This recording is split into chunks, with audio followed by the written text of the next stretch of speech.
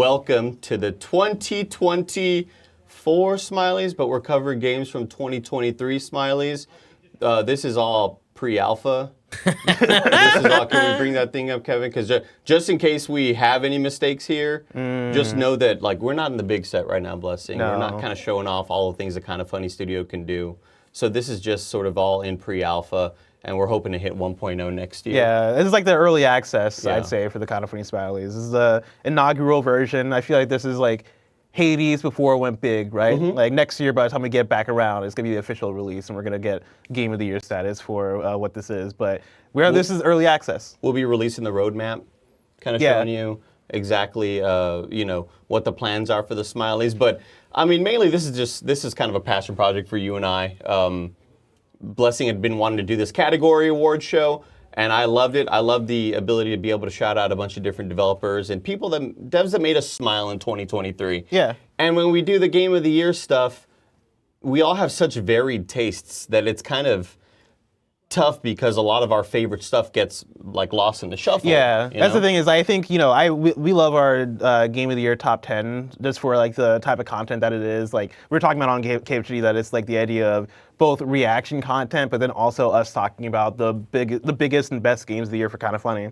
But I am also a fan of categories. You know, I listened to Giant Bomb back in the day. For like the last decade, I've listened to Giant Bomb, and I've always appreciated what they do with their categories. I like listening to like the different angles you can take when you are finding these different buckets in which you can honor games and talk about them. And we've done some of the category stuff for Gamescast in the past, but this year we decided to kind of do this fun thing where we have an award show meant to honor games based on these different categories that we give them. And so that is what the KindaFunny Smileys is. Yeah, not just one winner. We are giving out 5 per category because it's tough to, again, find that sort of Venn diagram of all of our interests, right? Of the games that we all sort of wanted to champion this year. So this was kind of, I asked everybody in the office to submit multiple answers, and kind of the ones that were the most popular made the list, if there was a lot of crossover there. It was a weird kind of a judging, because I just kind of would look at something and be like, oh, well, if we already have that character from this game, I'll put a different character from another game, just to kind of like balance things out a bit so we can celebrate as many devs as possible, Bless. Yeah, exactly. And I think that's the exciting thing about this, is that this is more of a celebration thing, right? Like this is an additional way for us to like, again, talk about the games we love, talk about the moments we love from video games, kind of reminisce about 2023. And yeah, like keep it kind of loose, but still keep it fun. And so I'm very excited for this. I also appreciate the amount of work that you put into this. Because if people are watching, right, you see like the KindaFunny Smileys logo spinning, and it's a 3D graphic, which is I don't think we've done that before. Like had like a 3D graphic just like spinning in the corner, like a fucking like. Well, we've sometimes I think commissioned people like Olive Party, I believe, to do WWE stuff or KFW type things. But yeah, when Blessing walked in and said like, "Oh wow, you like really dressed up," I was like, "Blessing, I didn't learn and watch a lot of Blender tutorials to not dress up, you know what I mean? Like there was a lot of 3D tutorials on YouTube happening over the weekend to try to, why is my model not showing? What the fuck? I have to export it with alpha on to get the right thing. Oh, thank God I rendered well. So yeah, we're proud of this. We're gonna keep pushing this forward. Again, this is all pre-alpha right now.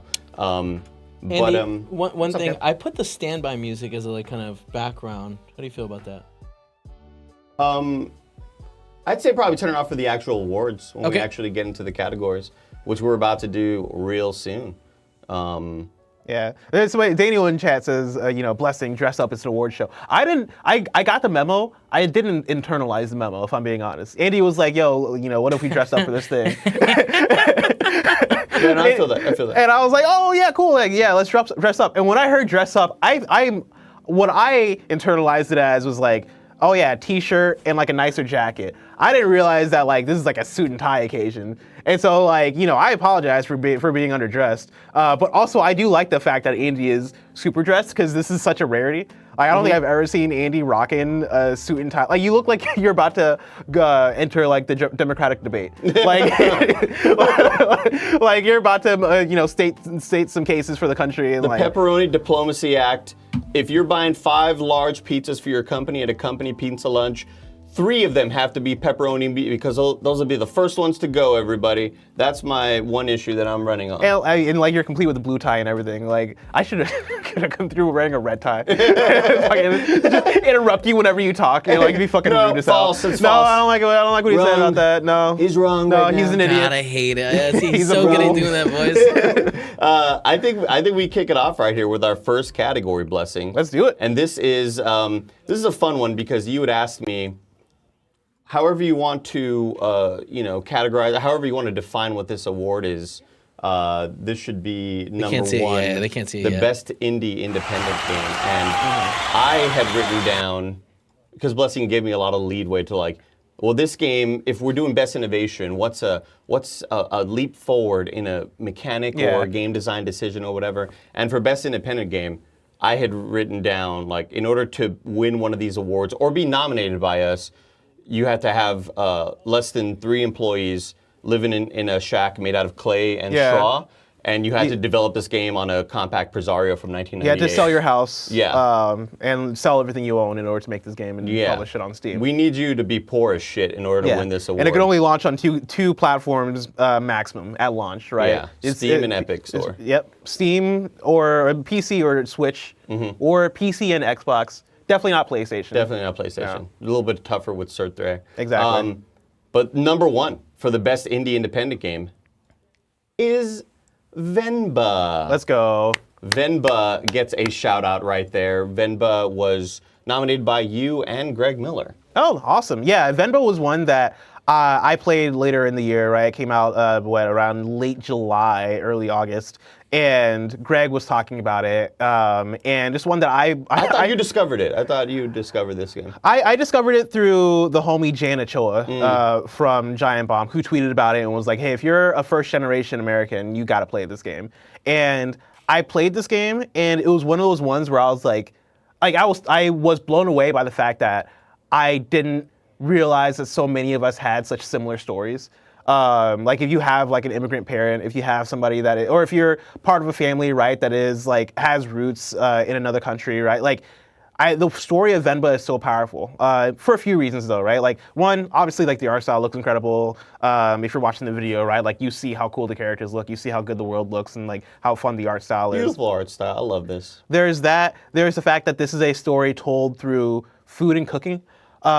Which is a thing that's really unique, but I think that is also a staple in so many like international households or immigrant households that like again move to the West, right? Like you are often growing up eating food that maybe your friends aren't eating, right? And like one of the things that really hit me in Venba was the mother in the story talking to her son about, hey, like, you know, I made this food for you, like, you know, you can take it to school or whatever, and the son being so self-conscious about like it smelling different than the other kids' food. And that's the thing that I've both heard before from other kids, but then also I've had my own insecurities about, right? Talking about like bringing people over and knowing that like, oh, my mom is cooking a specific kind of rice or a specific kind of sauce at home and being self-conscious about that. And you know, I don't want to spoil anything obviously in the game. It's one it's a short game. You guys can play it in like 2 or 3 hours. But it's one that like as you progress through the game and get that experience of this family going through the years and people developing and feelings developing, I found myself identifying so much with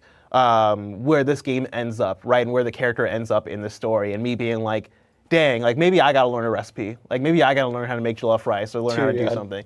Yeah, like legitimately, like I was like so like emotionally impacted by the story in this game. And it just felt so real and so relatable and so down to earth. And it's also cool because it is something that is culturally inclusive and is enlightening of, you know, like I believe it's India that this character is from. I'm pretty sure it's India, but like I'm not Indian, right? But like learning how to make these different recipes of things where I'm like, oh damn, I never would have understood what went into these kinds of foods. I also thought that was a really cool thing as well. So shout out to Venba. Great job, Venba. Great job, Venba devs. I also probably should have written down the dev names. So if you could just Google it. Yeah, I got all of them. Lord knows I'm gonna probably forget anyway by the time we get there. Up next for the second best indie/independent game goes to Sea of Stars by Sabotage.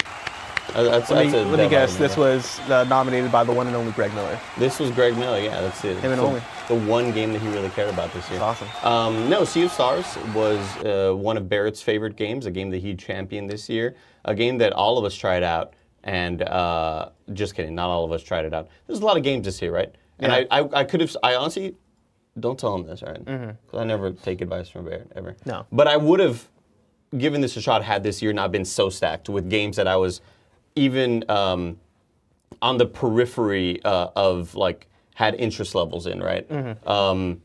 I do think that this game, this is one of those that you listen to any Game of the Year podcast, this game gets massive love from a lot of different people in the industry. And I do regret not giving it enough time, but I do feel like it'll be a game that I try out in 2024 and act like I discovered it. Yeah, just like Inscription with me, honestly. Yeah.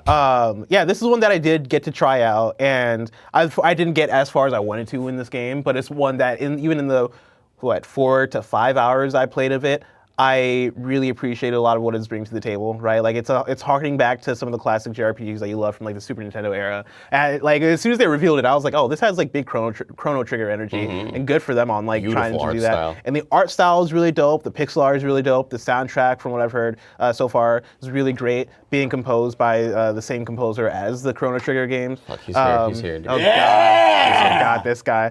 I thought you heard me talking shit about you. I was like, don't tell Barrett. Like it's a good recommendation, but I'll never like act like he's ever right. But I will give this a try probably this year, Barrett. Probably. Yeah. Thanks. And also, right on time. One of the things I do want to shout out from this game is like the traversal. Like it is a JRPG game where you are like walking through the overworld and doing all that stuff. And I think where a lot of like the 16-bit pixel art JRPGs can be, all right, move from point A to point B or explore around a town and then like get into a battle. They do a really good job of actually having like fun traversal mechanics where you are jumping over ledges, you're climbing, you're doing a bunch of fun stuff that feels almost more actiony in this kind of game. And for me, it added in a lot. Like it made exploration a lot more engaging. So really enjoyed that. If I could give one shout out to this, like the one thing that obviously stands out that I do think it's the art style. Do think it's their usage of pixel sizes. Because some games that are like 8-bit pixel art inspired, right? Sometimes I don't think that all devs use like the right scale for how many pixels should go on a human. Yeah. Like if the scales of the pixels are very, very large, and sometimes the people can look weird, but if they're too small, it's like, well, why even make it a pixel game if like the pixels are going to be that small, right? Yeah. Like just go with like a 2D sort of hand-drawn art sort of style. I think this is my preferred look for what a pixel art game should look like, and I wish like all devs kind of took note because this game just looks absolutely phenomenal. I love its look. I love its vibe, and I'd love to see the way it would look running on like a CRT. Oh. Where the CRTs kind of, the point of pixel art was, the CRTs would make it look super smooth and would make the art look really nice. So maybe download like a little CRT mod to put on there. But shout out to Sabotage and Sea of Stars for all the deserved love this year in 2023. Yeah. Well, last year in 2023. Also, the developer for Venba was Visai. Visai. Yeah, Visai Games. And if you can look up the dev for the next game, Chants of Sinar is the next title. This was an Andy Cortez joint. That's an Andy Cortez special. And again, one that was just recommended on pretty much every podcast that I listened to. Normally not the puzzle poppy. This year I kind of fell into that role. I felt like I was kind of forced into it in a way, right? Because of so many recommendations for Chants of Sinar. And Chants of Sinar being this game where you're kind of just thrown into this world and you don't know anybody's language, but everybody, when they talk to you, they have these symbols, and from there you can kind of break down contextually what these symbols mean, and then you might go to a flower shop that, you see a sign above it that has like a symbol, and you're like, oh, that symbol must mean flowers. Well, that means that other NPC was talking about flowers, but in what context were they? And as you break down these symbols, then you kind of find out what everybody in the world is talking about and what their language is. And it just kind of keeps on going because you were essentially climbing this tower based on the Tower of Babel. And I think it just has a very special and beautiful message by the time you end up beating the game. No spoilers, but I think it's a phenomenal little experience. Played it on my Steam Deck OLED kind of religiously. At night, I would look forward to, I can't wait to take a shower and just settle in and play Chants of Sennaar. And the developer's name is... Oh, Rundisk. Rundisk. Yeah, which is a cool developer name, Cool name. honestly. I dig it. Especially if you're putting a little underscore at the end of it. Yeah. It looks cool. It looks high tech. Yeah, this is one that, in the way that you talked about Sea of Stars, it was like, oh man, maybe you'll get to it this year and like act like you discovered it. I'll probably do the same thing with Chants of Sennaar. Perfect. It's like I booted it up. I started it last year, and it was one of those things where I'm like, ooh, this is one of those games that I know is going to be demanding of me and my brain, and I got to make sure I'm in the right brain space for it. But it's also like it's one of those games though that I can tell it's going to be special even as I'm starting it. There's something really cool about games that really require the player to gain knowledge in order to play it, right? Like it reminds me of something like The Witness where, you know, like there's so many games where as you're playing it, you unlock an ability, and that ability lets you go, like move on in the game, right? And like all that stuff is built into the game. Yeah, like double jump or like a dash or whatever. That stuff is built into the actual game, so you don't have to necessarily, like I can come back to a Metroidvania halfway through and probably pick it up and continue to play it. Whereas a game like this, right, again, reminds me of The Witness in the way that like, if I pick up The Witness for the first time right now and I'm halfway through that game, I gotta replay the whole game. Like I gotta relearn that language. Yeah. Like, and I think when you're forced to really have to put more of your brain power into playing a thing and retaining like the lessons that it's teaching you, or retaining like the language that it's teaching you, I think it builds more of a connection and makes you identify and like connect to that thing even more. And Chants of Sennaar strikes me as that kind of game. Oh, yeah. And I really enjoy those kind of games. And so I'm looking forward to one day getting to it. The journaling aspect where you see a symbol, you're like, you can write down what you think the word means, and then you might see future people use that word or that symbol in a sentence, and it's like, oh, maybe that word doesn't quite fit. Maybe it wasn't escape, maybe it was just leave, or maybe it wasn't run, but it was just like, you know, walk that way or whatever. Like, I don't know, very, very cool, very clever, super smart game. Highly recommend it. And next up on the list is a little game called Cocoon. Oh, let's go. This is another Puzzle Poppy joint. You played all the way through Cocoon, correct? Oh yeah. Yeah. So I think you played through it first. I played through it all the way through it when I got my PlayStation Portal. It's a special one. It's, you know, I'm a big fan of Playdead. Like I love Limbo. I love Inside. And Somerville came out in the fall of 2022.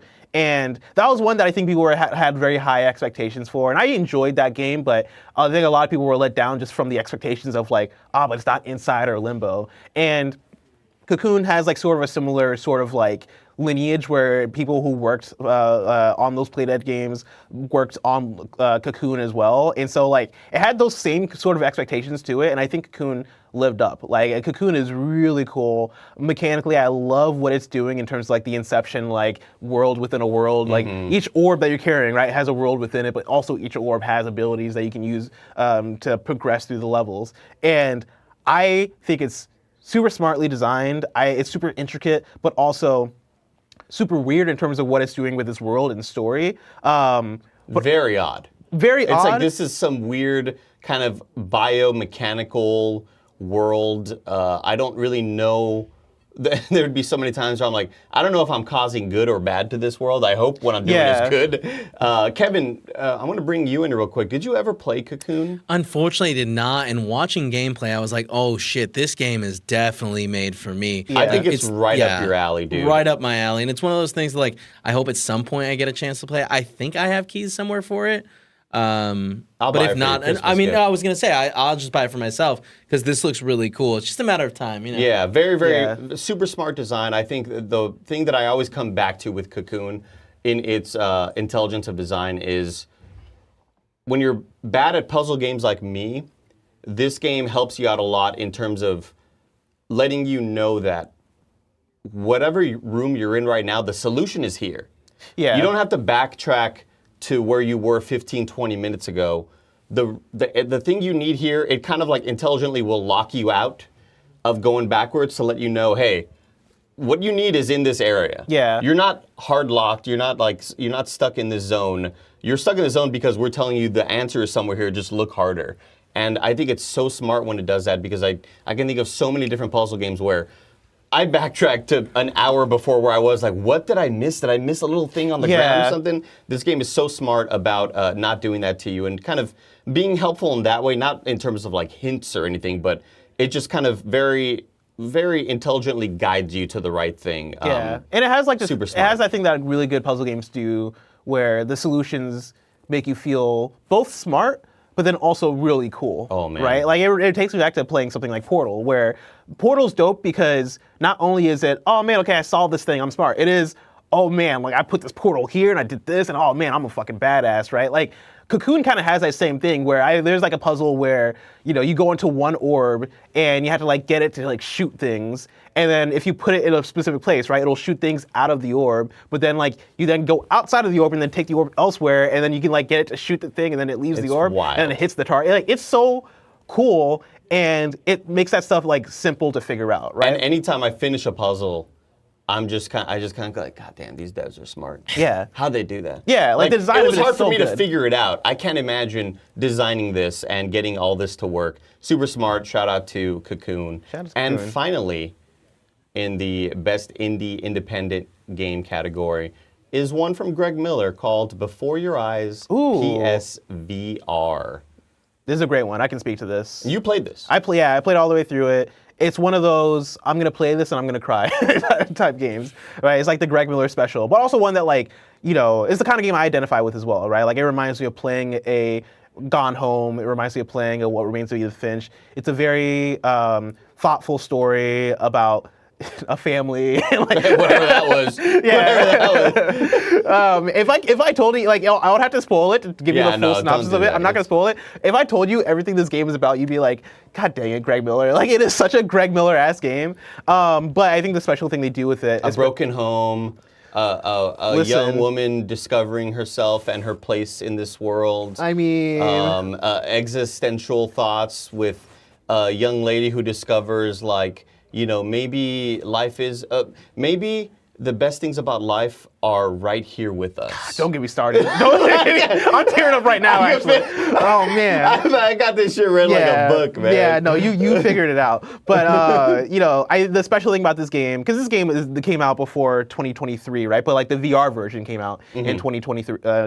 Yeah, in 2023 at the beginning of the year when PSVR 2 came out. And The non-PSVR version was 2022, I believe. yeah, and this is a game that you play by blinking your eyes, right? There's no controller. You are using eye tracking and you're blinking to then like blinking essentially like progresses the story, and so they do really really cool things with that. And like it's one of those games where like I'm playing it in a way that I've never played any other video game because I'm here like I want to stay in this moment. Like I don't want to like there's like some really cool dialogue stuff going on here, and I'm just like keep my eyes open. Like I gotta see this through. And they keep talking, and eventually it's like I gotta let this memory fade away. Like I had to like, you know, go on to the next thing. That's heartbreaking. Yeah, it's such a powerful game, man.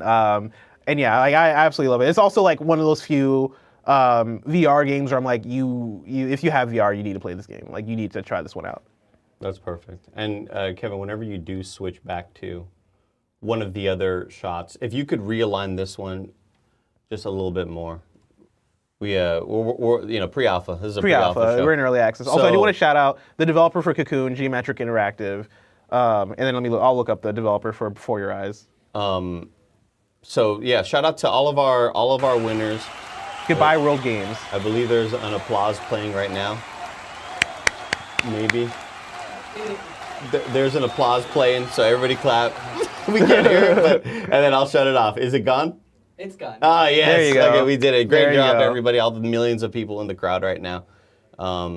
Great job to all of our best indie and independent game nominees. Congratulations. That's or just winners. our first of about 10 categories.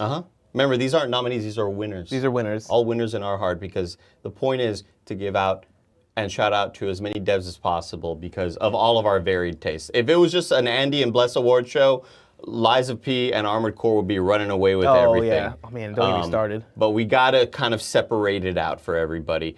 Next up, one that I love very, very much. Best style. And you, the way that you categorize this was like encompassing visuals, music, fidelity, combat, all that stuff. Just like best style. What just feels what game sick as hell. looks and sounds the best? Yeah, visuals and and fidelity and music. And sound and music, yeah. And number 1 is Hi-Fi Rush. There you go. Yeah, I mean, this is who picked it? I imagine most of us picked this, right? I think this may be the one that all of us selected. Actually, you know what? I don't think Snowbike Mike selected this one.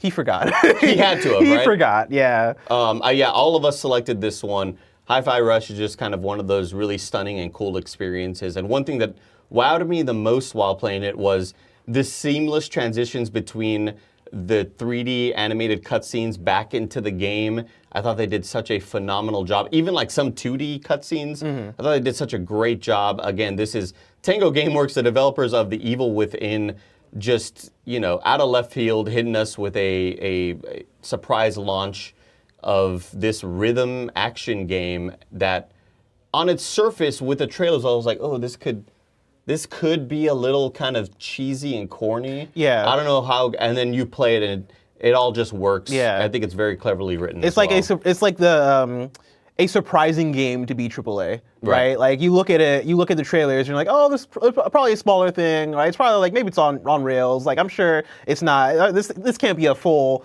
third-person action rhythm game, right? And you play it, and you're like, oh, this is a full third-person action rhythm game where you're going through levels and you're taking out enemies, and they're grading you on each of your combat scenarios, and it's so prototypically third-person like character action in a way that I identify with, right? Like I love the Devil May Cry's of the world. I love like going through hacking and slashing and all those things. I also love rhythm, and it melds those things so well. It has an art style that you talk about the 2D cutscenes, right? That like give off a Spider-Verse type vibe, right? Like how they tackle the frame rate and also how they meld the 2D stuff with when it transitions into 3D. It's so good. I think the moment for me that really encompasses Hi-Fi Rush's style is when sometimes around like the second or third level, there was a moment where I put the controller down.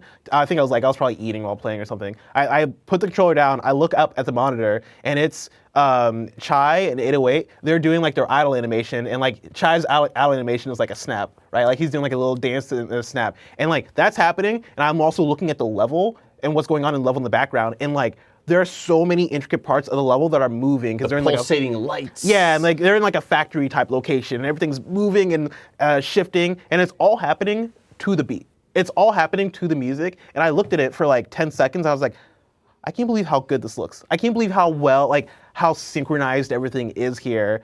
And I'm looking at an idle animation, and it looks fantastic. It's all so alive, and I think until you experience it, that's where what we back in the game dev days game dev days would call triple anus. Okay.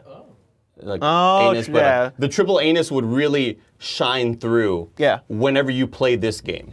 I know that's right. Like I think seeing it on the trailer, you're right. It could just be a smaller kind of cut down experience, but once you're actually experiencing what the gameplay brings into the level ups, into having really cool like ultimate powers that either it's just like a really flashy, awesome 2D sort of anime or 3D animation, or one of the ultimates is like straight up just like Guitar Hero where the buttons come down and you have to kind of hit them at the right time, and all of that stuff is just done so smartly, and I think it's just a really cool achievement. Hell yeah. So shout out to Hi-Fi Tango Rush, Gameworks. Tango Gameworks, congratulations. Best style. Number 2 on Best Style, Super Mario Bros. Wonder. Let's go. I rolled the R's quite a bit there. This was your nominee, and one that until I saw your nominee, I was like, oh shit, yeah, we should put it on there. Yeah, it's like I love what they've done here with the. I mean, it's not. I guess we don't call it New Super Mario Brothers anymore, right? Like Super Mario Brothers Wonder, I think they're obviously branding as a different thing, but it's the evolution of what we got with New Super Mario Brothers, right? It's them going, how do we inject life? How do we do something different? How do we do something that's going to get people re-interested in the new Super Mario Brothers type games? I think it's like 2 evolutions from that, though. It feels like there were 2 or 3 other versions of what a 2D Super Mario could look, and then we got this. Yeah. Because I feel like this is such a...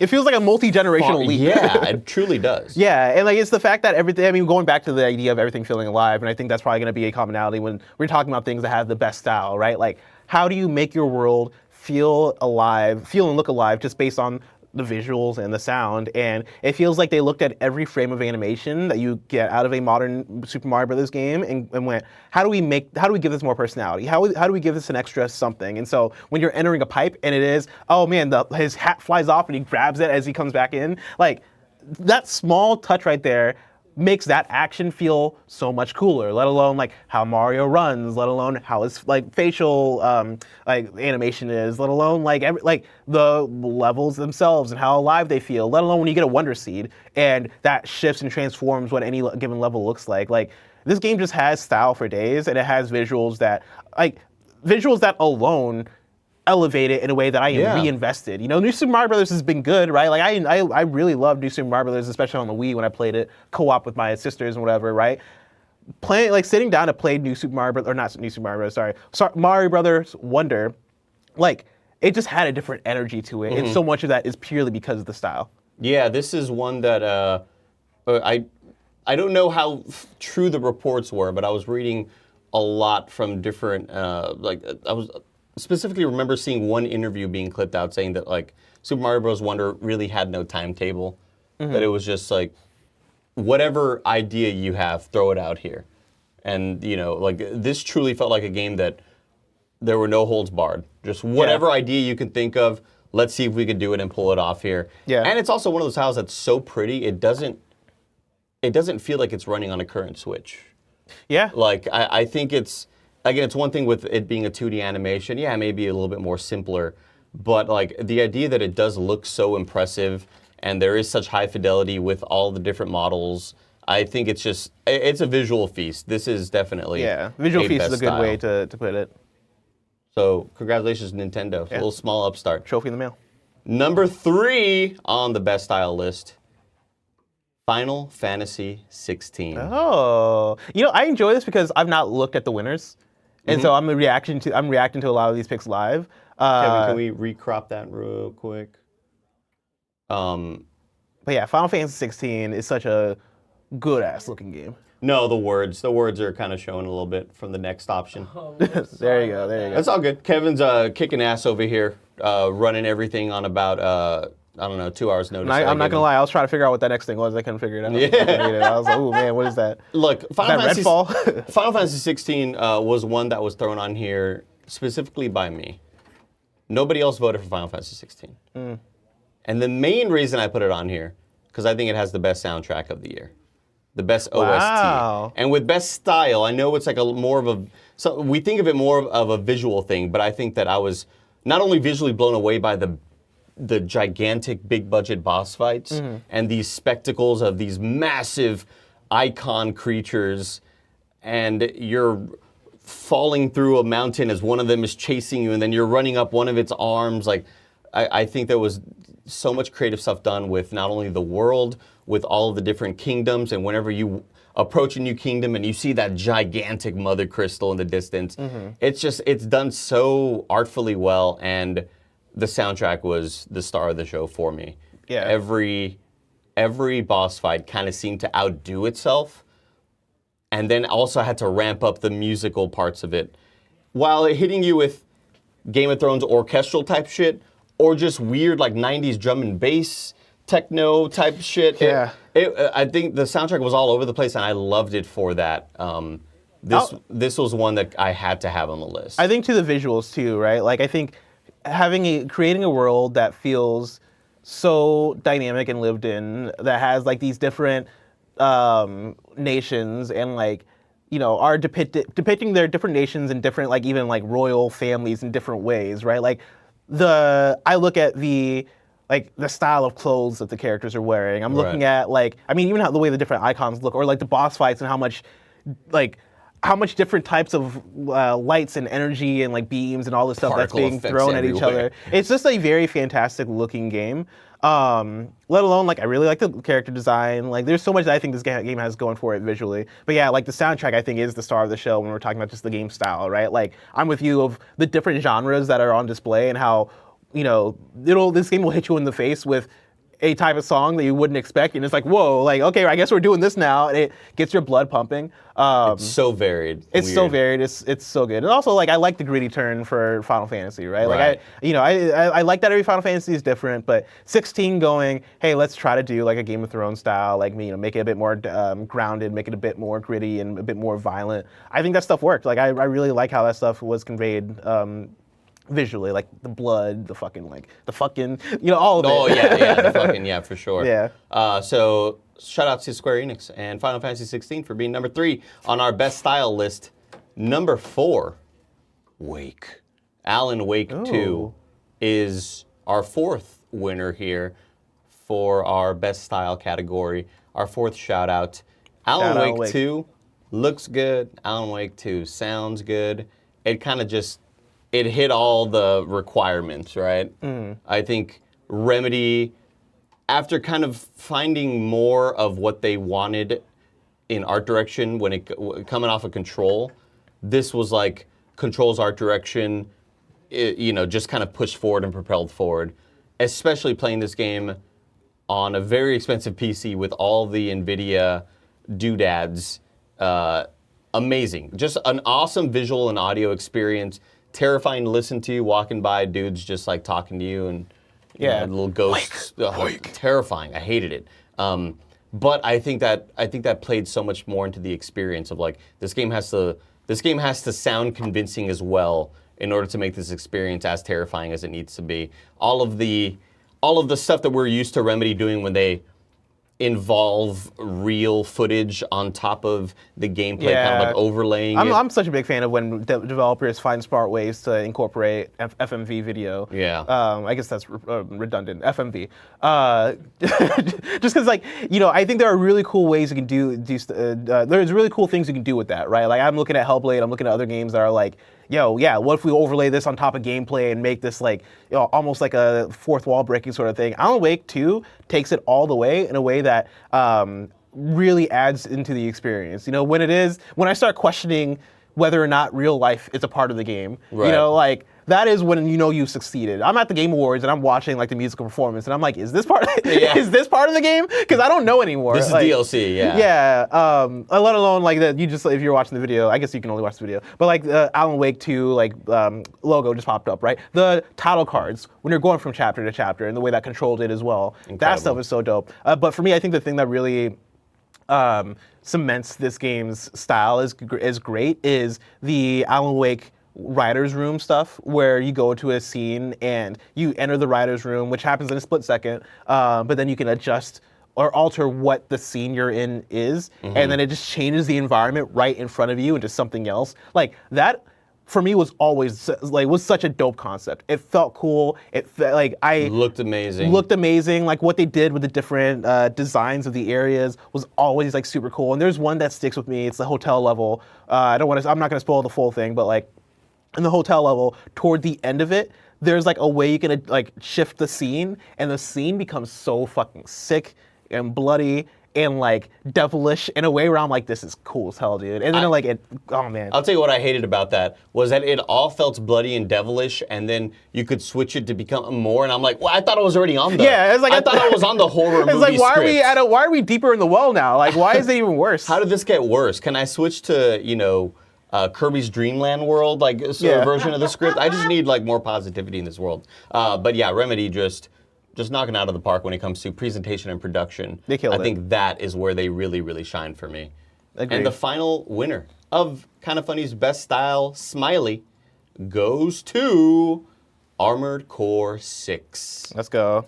Armored Core 6, I think, is kind of initially, I saw this was one of Barrett's nominees, and I was like, I wonder if anybody else will vote for it. And the more I thought of it, I was like, I want to vote for that too. Yeah. And I think a lot of it has to do with the presentation, the music, the different Mech styles dealing with the different factions that are happening in this really just ruined planet of Rubicon.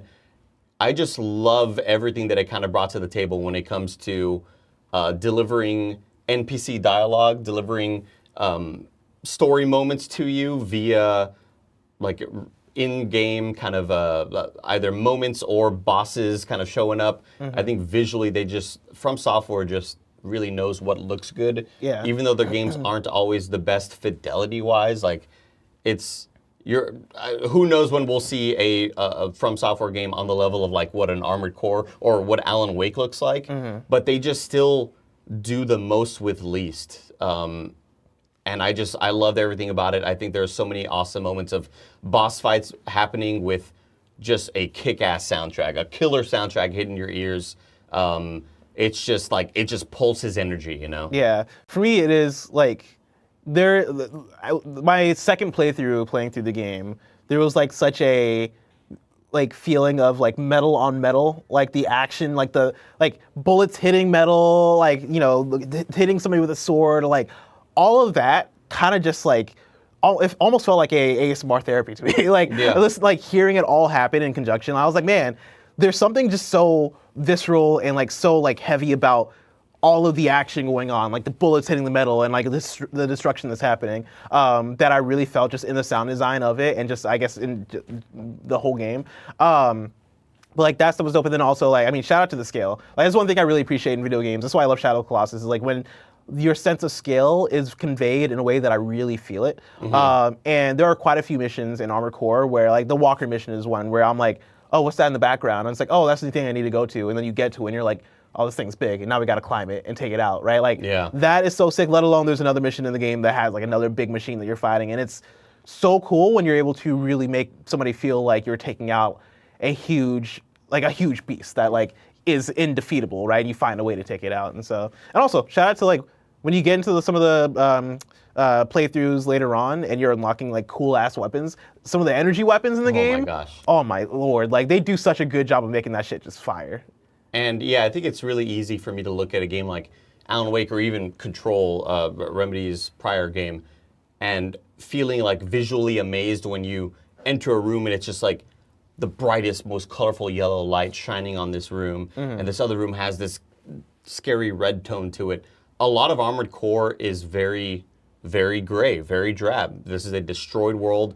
This is like, there's not a whole lot of life here, but they find ways to kind of play with color in a way that I think is just superb. So shout out to From Software, shout out to Armored Core.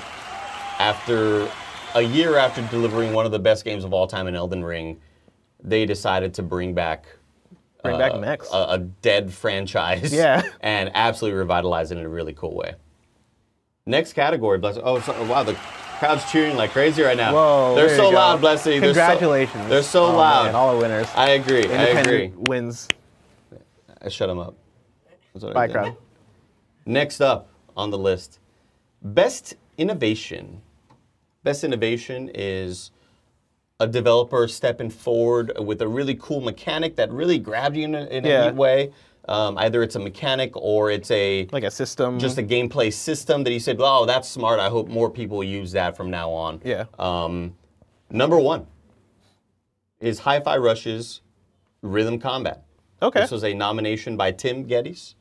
And I kind of agree. I think it's when I hear about rhythm games, I do feel like it's going to be fairly limited in what it is. Right? If we hear that there's like a rhythm type. When you hear about a rhythm game, I don't expect it to have this type of scope. And for them to be able to put the rhythm combat inside of a big world in a platformer, essentially, in an action RPG, I think it's a really cool feat. No, I think the fact that it is also approachable for people who might not have rhythm, right? Like hearing, I forget. Kevin laughed over there. I was gonna say Greg Miller. I don't even know if Greg Miller played much Hi-Fi Rush, but I feel like he might have like got into it a little bit. Because I remember talking to somebody being like, "Yeah, I'm not a rhythm person, but I was able to play it." And that sounds like Greg Miller, but I might be thinking of somebody else. But hearing people that aren't rhythm people, right, be able to get into this game is really cool. And yeah, like for me, it's a dream combination, right? Like again, I love action, I love rhythm. To have a rhythm action game that actually works.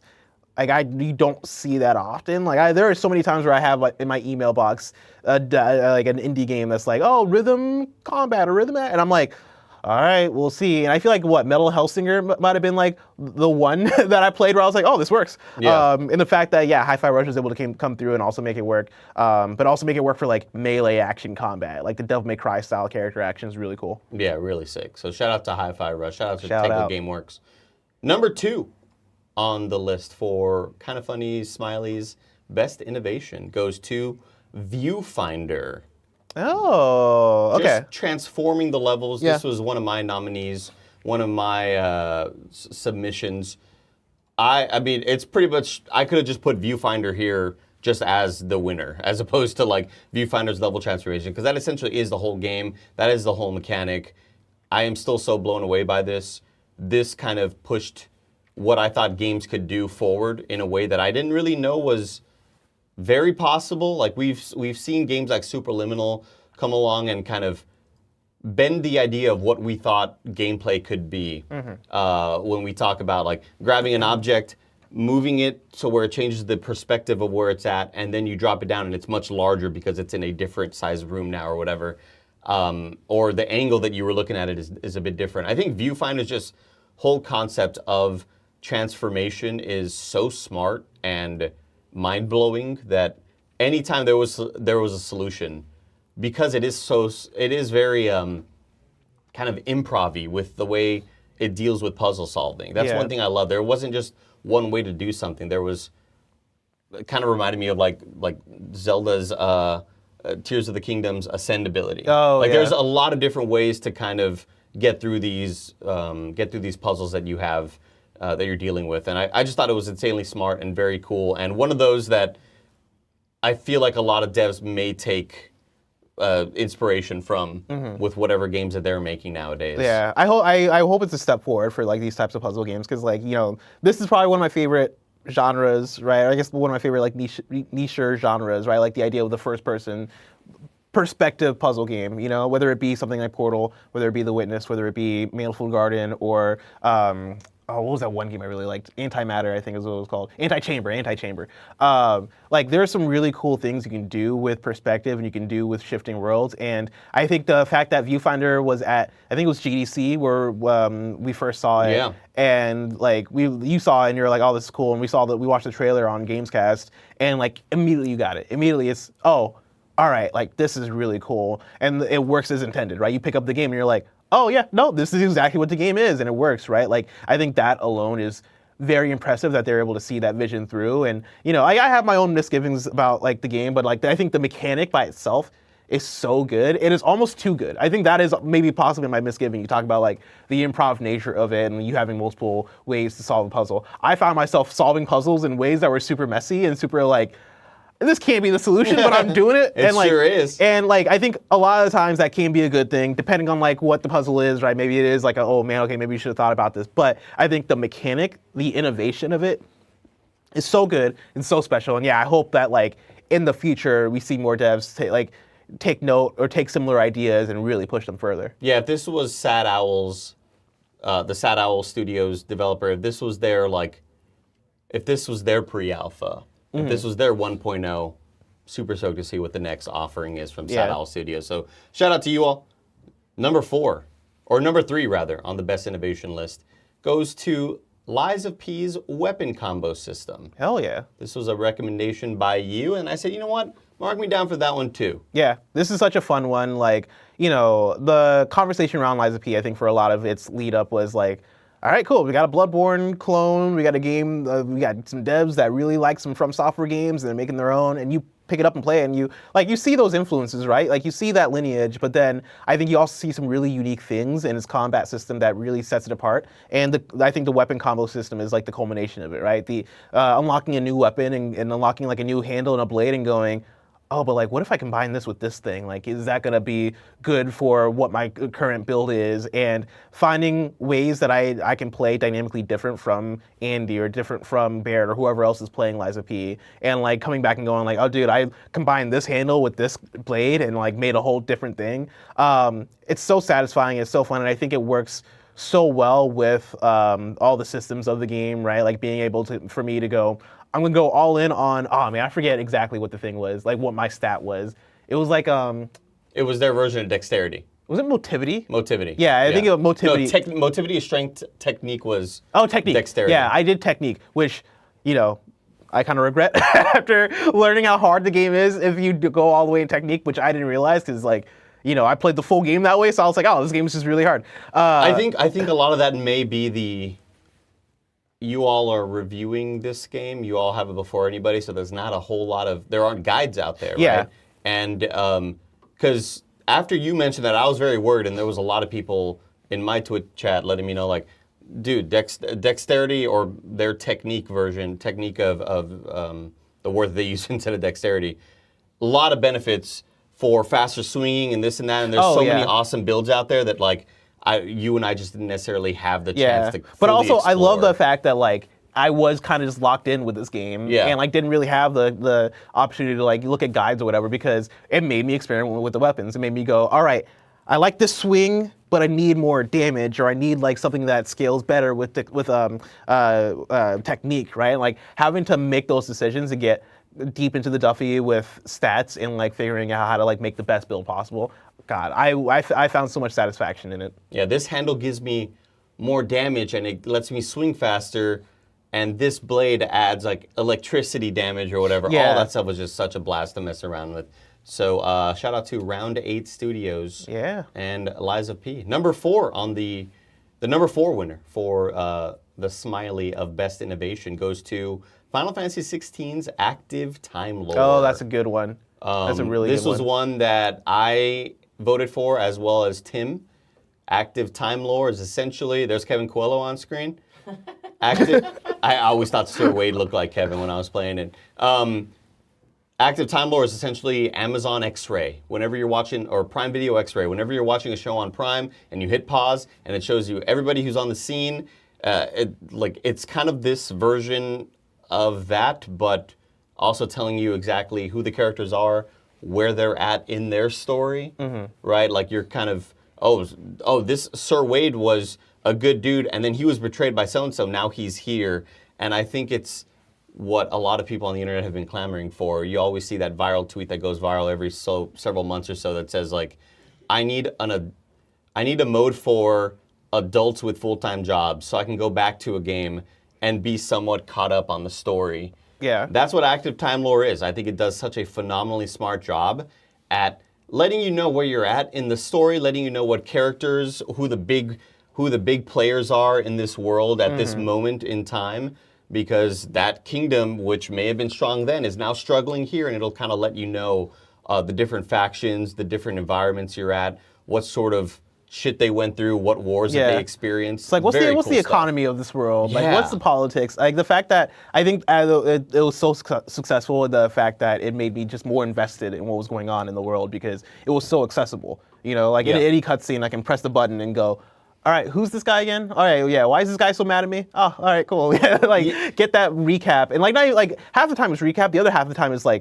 right, what is going on right now? And they enlighten you in such a smart way. And there are tons of ways for you being able to hit pause and go to a codex or go to some sort of menu to find out what's happening in the world.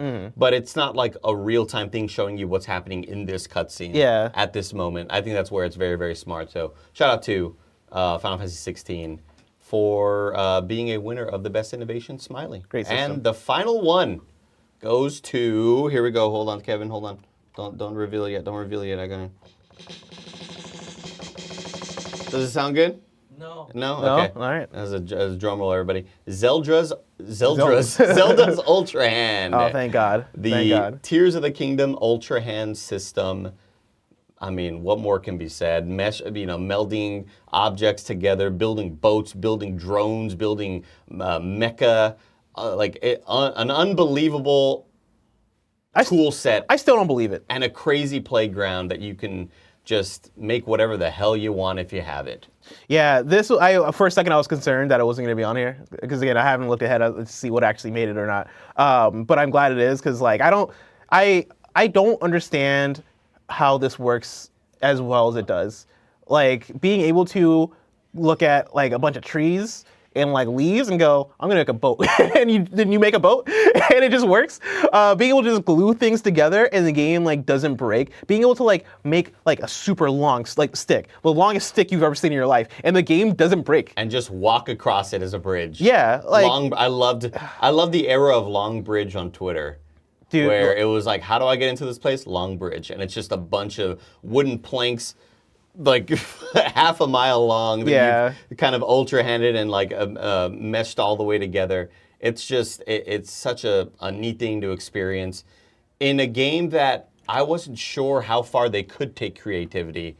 Just insanely smart, very, very cool stuff. Zelda's Ultra Hand was just one of those that blew my mind, and yeah, it's just, hey, here's this cool tool set, and this is like one of the things that this game does. Yeah, that's the thing is like, we're not even talking about like the ascendability. We're not even talking about like the fuse system. This game just had systems on systems that worked really well, but I think, the Ultra Hand thing, we even talk about like the tools. Yeah. Like the Zonai tools that like really elevate the system, right? Like, having the battery system work in there, having the, like, me, putting in 80 hours into the game, and then like, for the review, and then people getting their hands on it, and me seeing people make hover bikes and going, that's such a good idea. Like I spent 80 hours not doing the hover bike thing. Make the goblin little device, the little goblin hover. Oh yeah, the green device, goblin hover bike or hover thing. But yeah, what's such a fun system. It's like maybe one of the most innovative things I've seen in the last however many years of just video games period, let alone like Zelda. And so. I think the winner could just be Zelda, honestly. Honestly, yeah. Those are our Smileys for Best Innovation. Hell yeah. Everybody's loving the winners. Everybody out there. I don't know what the applause sounds Gary like. Wood is in crowd, yeah. Oh, is that Gary? Oh, what's up, Gary's Gary? in crowd. I told him to shit. Oh man, he wrote Rogue One. Enough, everybody. That's cool. Number 4 on the list, Best Boss Fight. Our next category is the best boss fight. I've been talking about this all year. Like, this has to be a category. This one was really tough to kind of put answers together because let me tell you, a lot of video games, there's a lot of bosses. And let me tell you, the rest are kind of funny idiots. Me and you, we know bosses. They don't know. I can't imagine what Greg Miller put for this thing. My God. Fucking Venom, probably. Yeah, it was like, overcoming your feelings. Yeah. Like in some game. Yeah, for sure. Number 1 is a very special one to me that Tim voted for, and I was like, you know what? Mark me down. That's Colgera from Zelda Tears of the Kingdom. That's a great one. That's the like big snake flying snake boss, right? In the snow, in the wind. This was the wind dungeon. Temple, yeah. Wind temple. And I think I'm also counting just the lead up to it, the epic music playing. The music is what got me. This might be my favorite music track in a game this year. Like just fighting this boss, because I already loved the Rito Village music from Breath of the Wild. Like it was my favorite song from that game. The melody, like when you get to the Rito Village in Breath of the Wild, right? The melody is so serene, it's so beautiful, so catchy. When you get to that same location, Tears of the Kingdom, it's empty, right? It's ominous, right? It's like, oh man, like messed up things have happened here. But then you get to the boss fight, and the way that they take that same motif and recontextualize it in this epic way, it's so good. It is so good and it's so epic. This, unfortunately, I wish that I wish this was maybe the 3rd or 4th one that you had to fight, because I think this one right off the bat was probably my favorite one of all the 4. Was this the first one that you fought? Yeah. Oh. So like this was my favorite. I was like, holy shit! This was the first one that I got to experience, and the rest of them I thought were like less good than this, while still amazing in their ways. But this one really blew me away. Colgera was such a fun boss fight with a cool mechanic. The music was popping off, just floating, having this updraft of wind, and you're just constantly using your glider all over the place. Super smart. A lot of fun. Yeah. Just like a lot of fun. What's up, Is that how you were supposed to beat it? By breaking the top? Because I would just drop down and shoot it from below. Everybody does it differently. Yeah. Wild. I think Snowbike Mike meleeed it. He would like drop to it and just like swipe at it when he was close to it. Because like I forget what question. So somebody asked me the question of like, did you shoot arrows or did you dive through it? And I was like, oh, I dove through it. What did you do? And they're like, I shot arrows. Yeah. It was awesome as hell. So Colgera is the number 1. Let's go. The first winner of the Smiley here on our Best Boss Fight category. Number 2, there's a lot of them. So just reveal all of it. Kevin, because Lies of P showed up and showed up big. Oh, we're going with it all in Lies of P. You had one. Yeah. So did Snowbike Mike. So did I. And I think they are all extremely worthy of being here. Wait, I'm questioning Snow White Mike's pick because I'm assuming Snow White Mike said the Black Rabbit Brotherhood. He did say that. He did say the Black Rabbit Brotherhood. I'm questioning that one because that was a struggle for me. It was a struggle for me as well, but at the end of it, once I kind of figured out what needed to be done, then I hated the game less for it and more kind of celebrated that was what the approach was supposed to be. Yeah. It was hard as hell. It fucking drove me wild for a couple hours, but I enjoyed the hell out of it. I thought it was just a pain in the ass to deal with. I don't recall Mike talking about this, so this may have been one of his darker moments in gaming of 2023. Yeah. Because it's possible that this game drives you wild enough, you just don't want to speak about the issues you're dealing with. You're dealing with troubles at home. Maybe you don't want to bring those troubles to work. Yeah. Black Rabbit Brotherhood is phenomenal. I didn't send a whole lot of other videos into Kevin, but the other winners were Laxasia the Complete. That's the lightning lady. Oh God, she gave me some trouble. She gave me some trouble. I just loved the spectacle of it. And yours was Fallen Archbishop Andreus, which was, oh my God, gave me a lot of trouble. That was the one where I was like, oh, this is different. This game is different. Yeah. Because there is a mid boss fight transformation that character goes through, and it has such big, I don't know, such good boss fight energy where basically he comes out of himself. Yeah. He basically hatches. Something crawls out. Something crawls out, and now it's oh, okay, you're more fucked up than I thought you were gonna be. And then the music hits, the fight starts, and he says, I am the one-winged angel. There's something something like that. And I as soon as that happened, I was like, I need to save this clip and I need to send it to Tim Geddes. Which I don't think I ever sent it to Tim Geddes because I didn't want to spoil it in case he ever played Lies of P. Because in my head I was like, oh, eventually he'll play Lies of P. I don't know why I thought that. Yeah. But it's such a Sephiroth, oh man, y'all studied Final Fantasy VII for this boss fight in particular. I love that one. So Lies of P is littered with fights. I'm sure if I were to go down the list, I might find one that I liked even more than the one that I nominated. So it's just a really well-made game with awesome combat encounters. 1000%. So congratulations to Round 8 Studios. And can you find out the publisher for it? Because I know it wasn't just Round 8. They also had publishing and development help from the publishing arm. And I always blank on the damn name. NeoWiz. NeoWiz, yeah, there you go. Came to me immediately. NeoWiz also helped out with some of the development, not just Round 8. So shout out to you all for being the second winner of the best boss fight. Smiley. The third Smiley goes to Corsica from Hi-Fi Rush. Oh, that was a fun one. This was kind of what, when I saw Tim nominate this, I said, mark me down for that bad boy too. Yeah. Because I think it really stepped up and kind of changed my overall thoughts on the game where I thought, this isn't just a good game, this is kind of a great game. Yeah. I think it dealt with all of the sort of action parry timing stuff that I was enjoying about the game prior to, and found new and fun ways to evolve that. It kicked ass. The vibe of it was cool. It was just an awesome little encounter. Yeah, I really enjoyed this one just for the different feel of it, right? The mano-a-mano, as we're watching right here, right? Sizing each other up and talking to each other during the fight. Yeah, that's what it feels like, and it's really cool. This was probably my second favorite boss fight from Hi-Fi Rush. My first being, I forget the name of the boss, but it's he transforms into a wolf, and they play Beethoven's Fifth. And that cutscene, I play that cutscene all the time because it's just a really cool animated cutscene that they do to intro that boss. But yeah, this Corsica moment was really cool, and yeah, I just love what they do with it narratively. I love a good hey, let's tell a story here. Let's use this boss fight moment to further the story. Parry challenges were my favorite thing to do in this game, just because it feels sick as hell to match up those rhythms and dominate the opponent. So shout out to Tango Gameworks for yet another Smiley award here in the best fight category.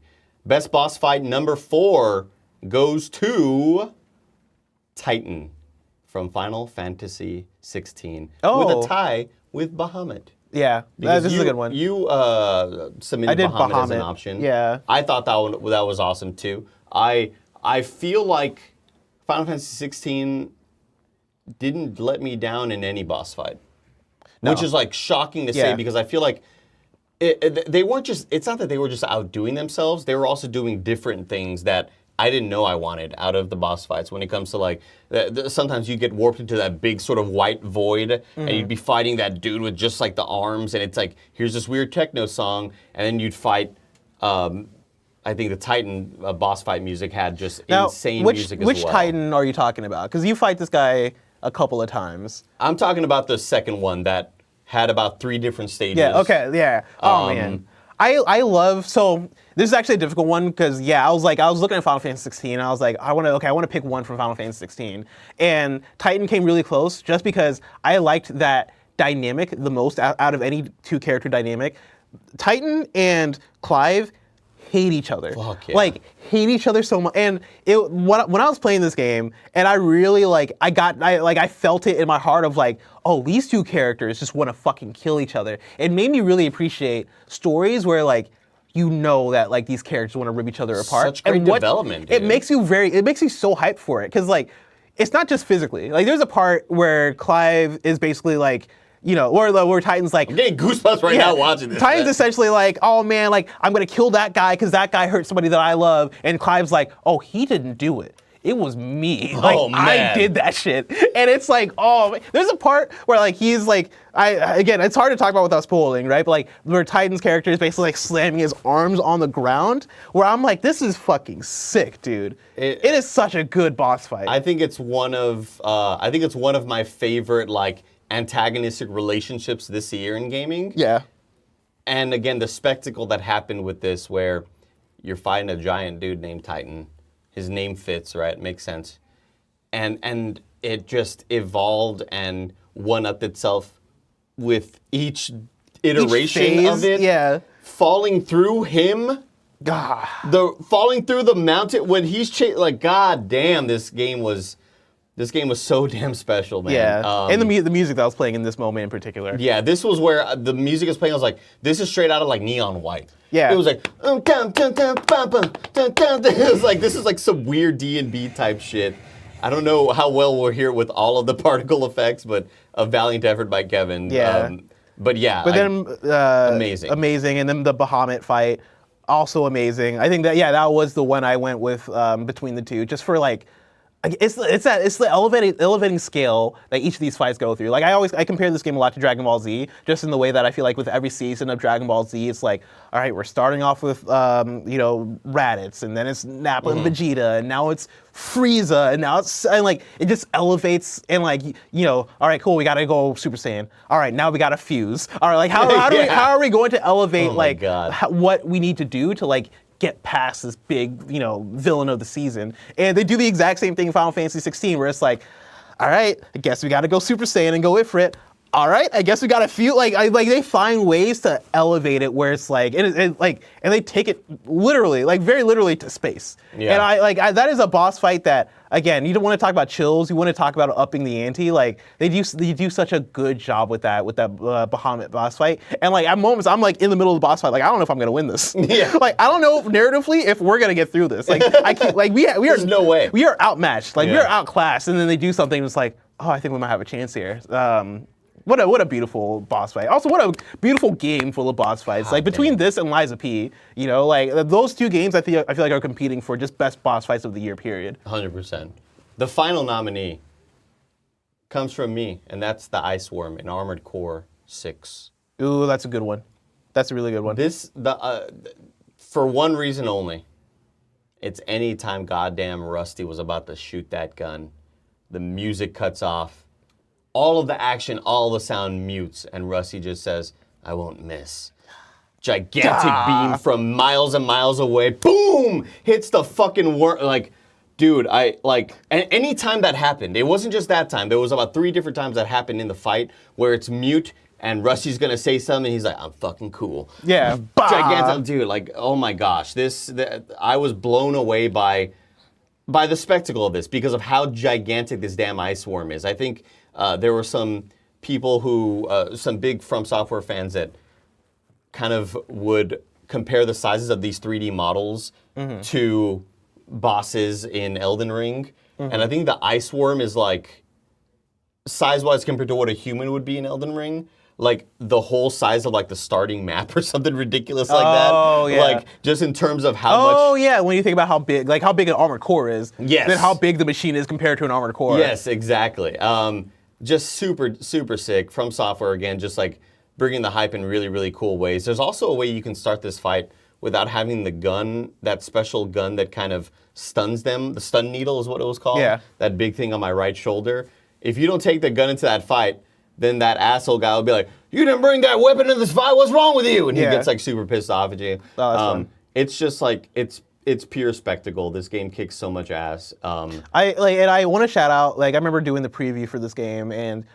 Coming out of the preview being like, yeah, this game is sick as hell. Like, the only thing I really, like, I'm not sure on is the story, right? Like, I was kind of concerned about if the narrative was going to develop in an interesting way. And the fact that you get here, and if you've been listening to the story, if you've been paying attention, if you've been, like, taking it in, like, the moments where it is Rusty saying, like, you know, what was it? I'm not going to miss. I won't miss. I won't miss.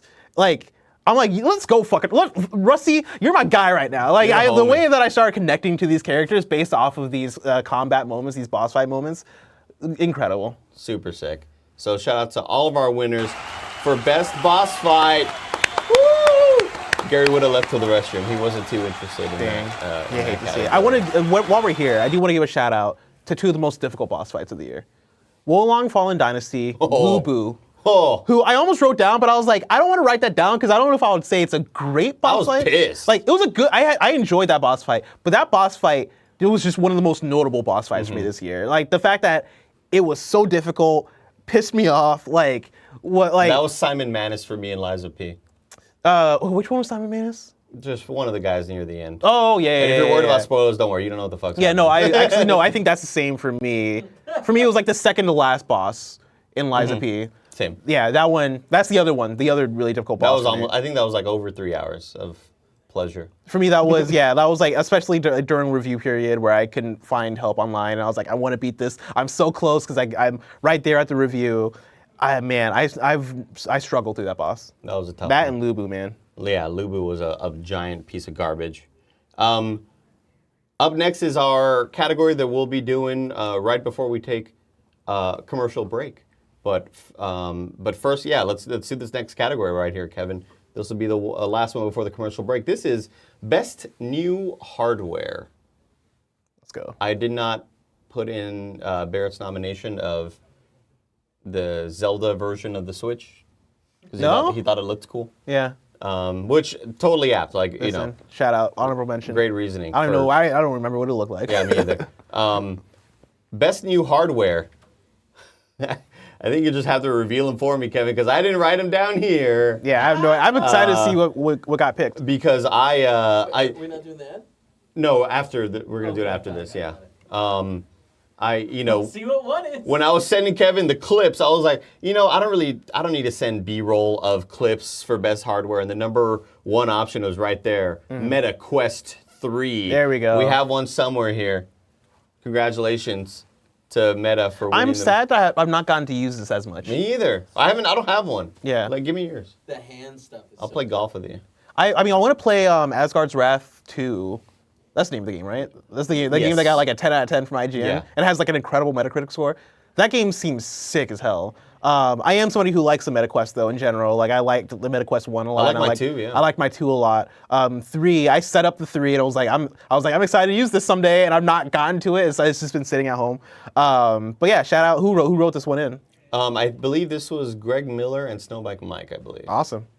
Number 2 on the list, the DualSense Edge. I love this thing, man. This was one of your I recommendations. love this thing, man. The DualSense Edge has stepped up my gaming. I sound like an ad. Like, what am I talking about? Stepped up my gaming? Who am I? No, I just like using it. DualSense Edge took my gaming to the next level. It took my gaming to the next level. And it can for you too. Yeah, what am I talking about? I like this DualSense Edge a lot. I started using it when I was playing a lot of FIFA at the beginning of last year. And I like FIFA, if you play FIFA, right? Like, it can get kind of complicated when it comes to like calling up a second player, or calling up your goalkeeper when the enemy is on attack. God, that doesn't sound like soccer, does it? That sounds like Star Wars. But yeah, like it. So you're playing an RTS. Yeah, kind of soccer's an RTS. We think about it. It really is when your enemy's on attack. I guess when Yeah. the opponent team is attacking. But yeah, like getting the DualSense Edge and using the back paddles really helps for that. But also, it feels really good to use. Like I like the form factor of it. But really, what's stepped it even more forward for me is like playing Street Fighter 6 and like mapping the drive impact to like one of the bumpers, back paddles, thank you, and then also like mapping the parry to a different back paddle and like really kind of owning the way I play. It's gotten to the point where now if I am at work and I pick up my regular DualSense to play Street Fighter 6, it feels like there's something wrong. Yeah, like that's how much I've used the DualSense Edge. I feel that I can't really travel back home to where my parents live without taking my Elite 2 controller or my Scuff like PlayStation 5 controller with a back paddle. I need back paddles. I can't not have back paddles. So shout out DualSense Edge. The number 3 Smiley Award winner for Best New Hardware goes to Steam Deck OLED. I got this bad boy right here. Yeah, hell yeah, I love my Steam Deck OLED, and it's I think one video that really kind of showed me the light was I want to say it was a Bob Wolfden video. There may have been another one kind of telling you that, hey, I don't know why they're just saying that the screen looks nicer, because they improved cooling, they improved response time. The screen is now 90 hertz, so it'll do increased refresh rate if you have it. There's the buttons click a little bit different. The fan does this and that. Like, it kind of just improved everything across the board. I'm so jealous. And I want one so bad. Yeah, I did a giveaway for my old Steam Deck, so whoever is getting that, congratulations to you. I hope you enjoyed the older Steam Deck. But yeah, this was one that I knew I had to get, not only for the OLED capabilities, but all the other improvements across the board just seemed very, very worth it. I love this device, and I never thought I'd be like a handheld gamer again. Like, dude, Steam Deck is so nice. Even when the Switch came out, I kind of like obviously I'd prefer to play sitting down with a controller, but I did not see myself playing a game in bed on a handheld device. Yeah. Like really ever, because I just prefer that mouse and keyboard experience. But this makes it so freaking convenient with the Steam Cloud saves, with the level of power you're getting is still like incredibly impressive. The fact that I can play Sekiro 60 frames per second on this is like absolutely fucking wild. Yeah, I remember playing all of Death Stranding finally for the first time on the Steam Deck. That's awesome. Yeah, like I played like half of it when it came to PS4, but I never finished it because I was like, oh man, this is, you have to be in the mood to play that game. And I was finally in the mood to, so I picked it back up on Steam Deck and played through the whole thing, and it was just such a serene experience. I played the entirety of Death Stranding in my bed, just lying down, just on the Steam Deck, and it felt so cool. And the fact that it's powerful enough to do that, but then I look at the OLED version and I'm like, I want that. Like you even talk about how it's more than just the screen, right? Like the 90 hertz, like increased refresh rate if you have it. Like that very much appeals to me in a way where I'm like, oh man, I gotta hold out, because I know like a couple years from now there's gonna be another revision probably. Oh yeah. And I should probably just wait for that, because I am enjoying my current Steam Deck. But yeah, like I'm envious of the OLED. And before we get to the next two, I do want to shout out. Yeah, we will be playing an ad to kind of break this up, but also to keep the lights and mics on. If you're enjoying this, consider subscribing. A little Prime sub here and there with Twitch Prime, or the KindaFunny membership, which is $10, and it gets you, what were me and Mike saying yesterday, a bonus of bevy content instead of a bevy of bonus content. Bonus of bevy. You get to watch some of our podcasts live if you subscribe to it. If you've been gifted a subscription, you have to enable like the accepting of gifts, which is really weird on YouTube chat. I know it's odd. I had to do it myself. If you've been gifted one, you only have to pay $5 to get the KindaFunny membership, because it's $10 total. So shout out to you all who are supporting right now with your YouTube memberships and your Twitch Primes. And we'll get right back to this award right now. Number 4 on Best New Hardware goes to the PlayStation Portal. This is a Greg Miller joint. Yeah, PlayStation Portal is pretty cool. I mentioned how I played a lot of Death Stranding on the Steam Deck. Portal is what I played Cocoon on. Played the entirety of Cocoon on it, and it just felt right. right? Like it's the idea of if you like remote play on PlayStation, it's the best way to remote play. And so, lying on my couch, playing Cocoon, and then also like starting up Sea of Stars, playing quite a bit of Sea of Stars, and then coming to work where I actually have good internet, and then using my PlayStation Portal here. Oh man, let me tell you, that was life-changing. Because at home, I was like, okay, this is cool, but like, man, am I having to like struggle a little bit? But then I came into work and I started using it, and I was like, oh, when this works, it works really well. And that's why I didn't understand some people in the comments that are like, you let somebody test this out with bad Wi-Fi. I'm like, well, yeah, don't you want like opinions from all sorts of situations? Of course, yeah. Not just opinions from the people with the best Wi-Fi situations possible. And it's not like my Wi-Fi is fucking terrible. It's just not the best Wi-Fi. And so like, I wanted the range of experience. And guess what? When I have really, really good solid Wi-Fi, works pretty well. And I think as a piece of hardware, I think it being what they're selling it as, it delivers. Like it delivers so much on, hey, give me a device to remote play on. It's not necessarily one that I would say is for everybody. You got to know your use case. You got to understand what it is. But if you're somebody who likes remote play and you're somebody who's looking to be able to play games on the couch or play games like elsewhere where you have good internet and it fits for that use case, it's pretty stellar. It is actually pretty stellar in a way that like I do recommend if you're in that camp. So shout out to the PlayStation Portal. Shout and out. The final winner of Best New Hardware for 2023, the Smiley Award winner goes to Pokemon Go Plus. This is a Tim joint.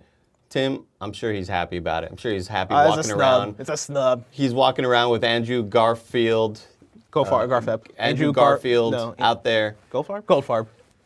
Garf EP. We got there. Garf EP out there on Twitter. We love you, Andrew Goldfarb. There's a Tim Did this even come out this year? I don't know. I don't think this came out this year. Hold on. So we'll give the number 5 winner then to Blessings PlayStation Pulse earphone. Yeah, let me know if this kid Tim's thinking about this year. My PlayStation Pulse Explorers. These things are incredible. They're earbuds that are PlayStation earbuds that connect via the PlayStation Link to your PlayStation. Damn, this is a fucking ad if I ever heard one. But then also connect. Listen, this should be here over the PlayStation Portal. Like, this is my number 1 pick. I love this thing. It's this and the DualSense Edge, god dang it. It connects to your phone via Bluetooth while at the PlayStation at the same time. So I'm listening to music while also playing PlayStation in synchronicity. But then I can also watch a YouTube video on my phone while also playing the PlayStation, and it's earbuds. It shows off to the world that you're also a true gamer if you have that piece of hardware. Exactly. Congratulations to all the best hardware, best new hardware winners. The crowd's going crazy. I can't even talk over them right now. It turns out the PlayStation or Pokemon Go Plus thing did come out this year with Pokemon Sleep. Gotcha. Okay. Congratulations to Pokemon Go Plus. Congratulations. And the 6th winner was that thing that you just showed everybody. The honorable mention. We're about to cut to some ads right now, and I hope y'all are enjoying the show so far. Again, if the ads and your subscriptions with Twitch Prime or your YouTube memberships over on YouTube at the $10 level or even at the $5 level, which is only emotes, but whatever the heck you want to support us with, it helps keep the lights and the mics on. We're a small team here in San Francisco. Do you like this 3D graphic? I worked a lot of off hours to make it because I wanted it to look cool. So I hope you're enjoying. Andy, why aren't they synced though? Is my only thing. Well, because they're perfectly synced, Kevin. But if you add them to OBS at different times, then they're doing that because like they start rotating at the same time, and the rotation starts at the same time as well. Stops at the same time at the 240 frame mark. I don't know why it's messed up here, Kevin. Don't ask me. That's an OBS question. But if you are enjoying this, we do have 5 more nominees or 5 more categories after this. Let's go. We hope you're enjoying the Smileys.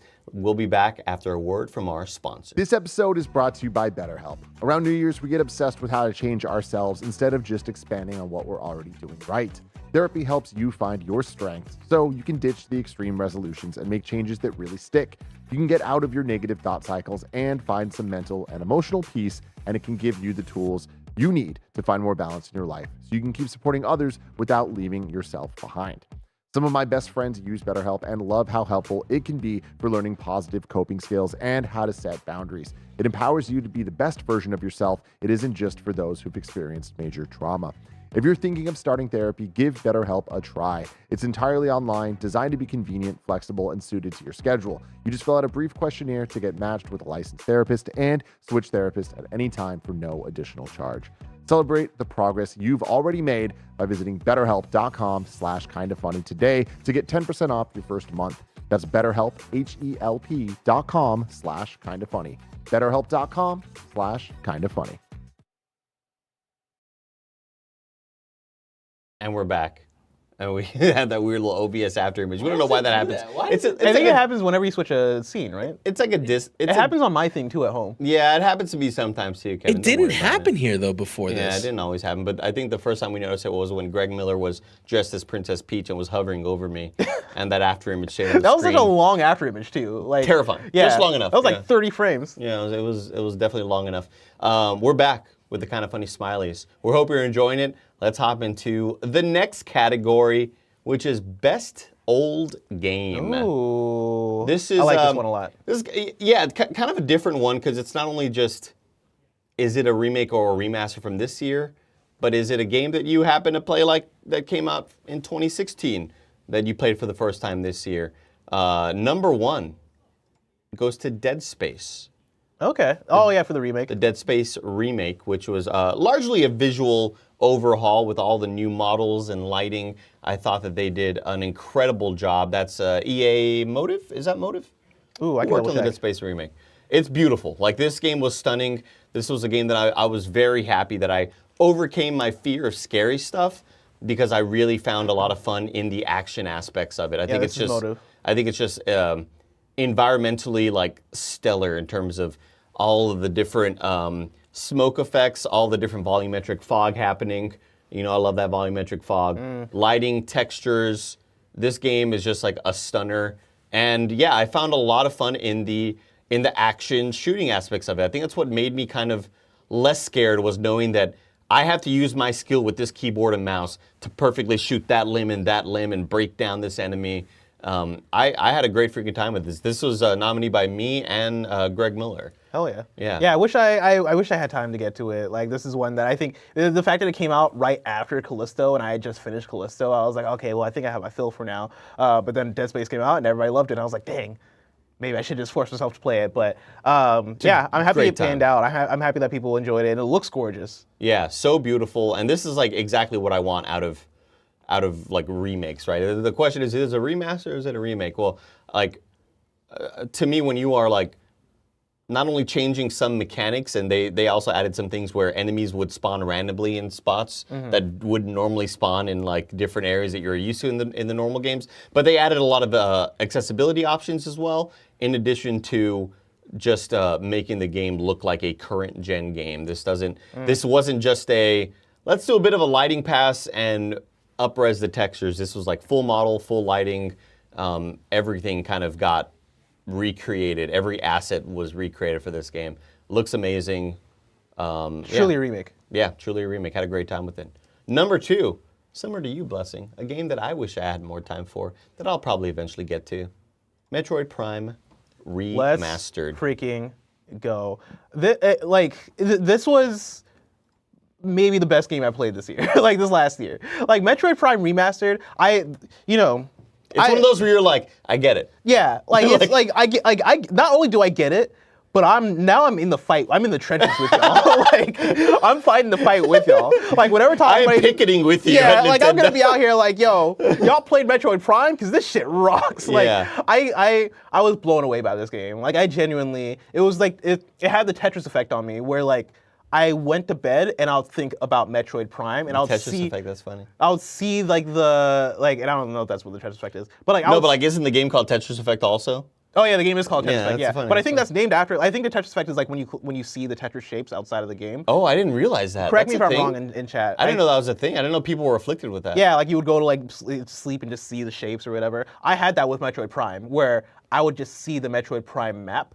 Like, I would see That's like the cool. different like routes, and like I would just be constantly thinking about it, because it's one of, I mean, going back to our conversation earlier about like game knowledge and all this stuff, right? I mentioned Metroidvania as like you can pick one up halfway through and have like the abilities or whatever, can keep continuing. But there is something to be said about the knowledge of just like the locations, the knowledge of the map knowledge of Metroid Prime, and how you kind of have to retain it. And like, by retaining it and going through like the motions of just exploration in this game, it's so satisfying. It's so good.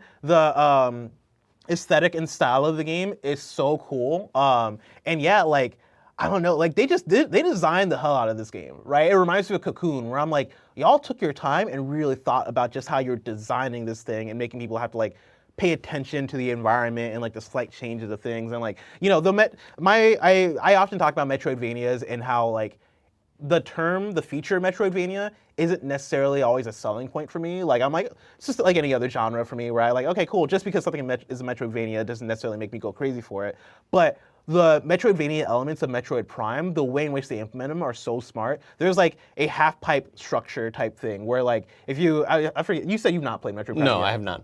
I'm gonna spoil one element of it. Right here. Like right here, yeah. Like there's like a half pipe type structure that like in my first time playing through, I never noticed that thing. I'm like, oh cool, yeah, this is how it's built. Like I would never think twice about that until I got a certain ability that like let me go and turn into a ball and then speed up and let me like kind of like climb up the half pipes. Do some kickflips. That made me go like a whole like brain blast of like, wait a second. Where are all the other ones? Where are all the of ones that I yeah. just like? It's so fucking good. It's so fucking cool. And yeah, everybody was right about Metroid Prime. It's incredible. It's an amazing video game. This was one that I, you know, and I know we're talking about celebrating devs. This is one that I bought, first off. Yeah. I bought this, right? Again, Nintendo doesn't give us free codes, so everybody applaud me for buying your game, right? Yeah, play the applause thing. I bought a game, everybody. And I actually buy a lot of games, by the way. So, like, I don't want to hear the crap about, you all get free games. I buy a lot of fucking games. But I bought Metroid Prime because, like, maybe I wanted to get a version of it running on my Wii U that I play with keyboard and mouse, on my Core i9 processor with my RTX 4090. Of course.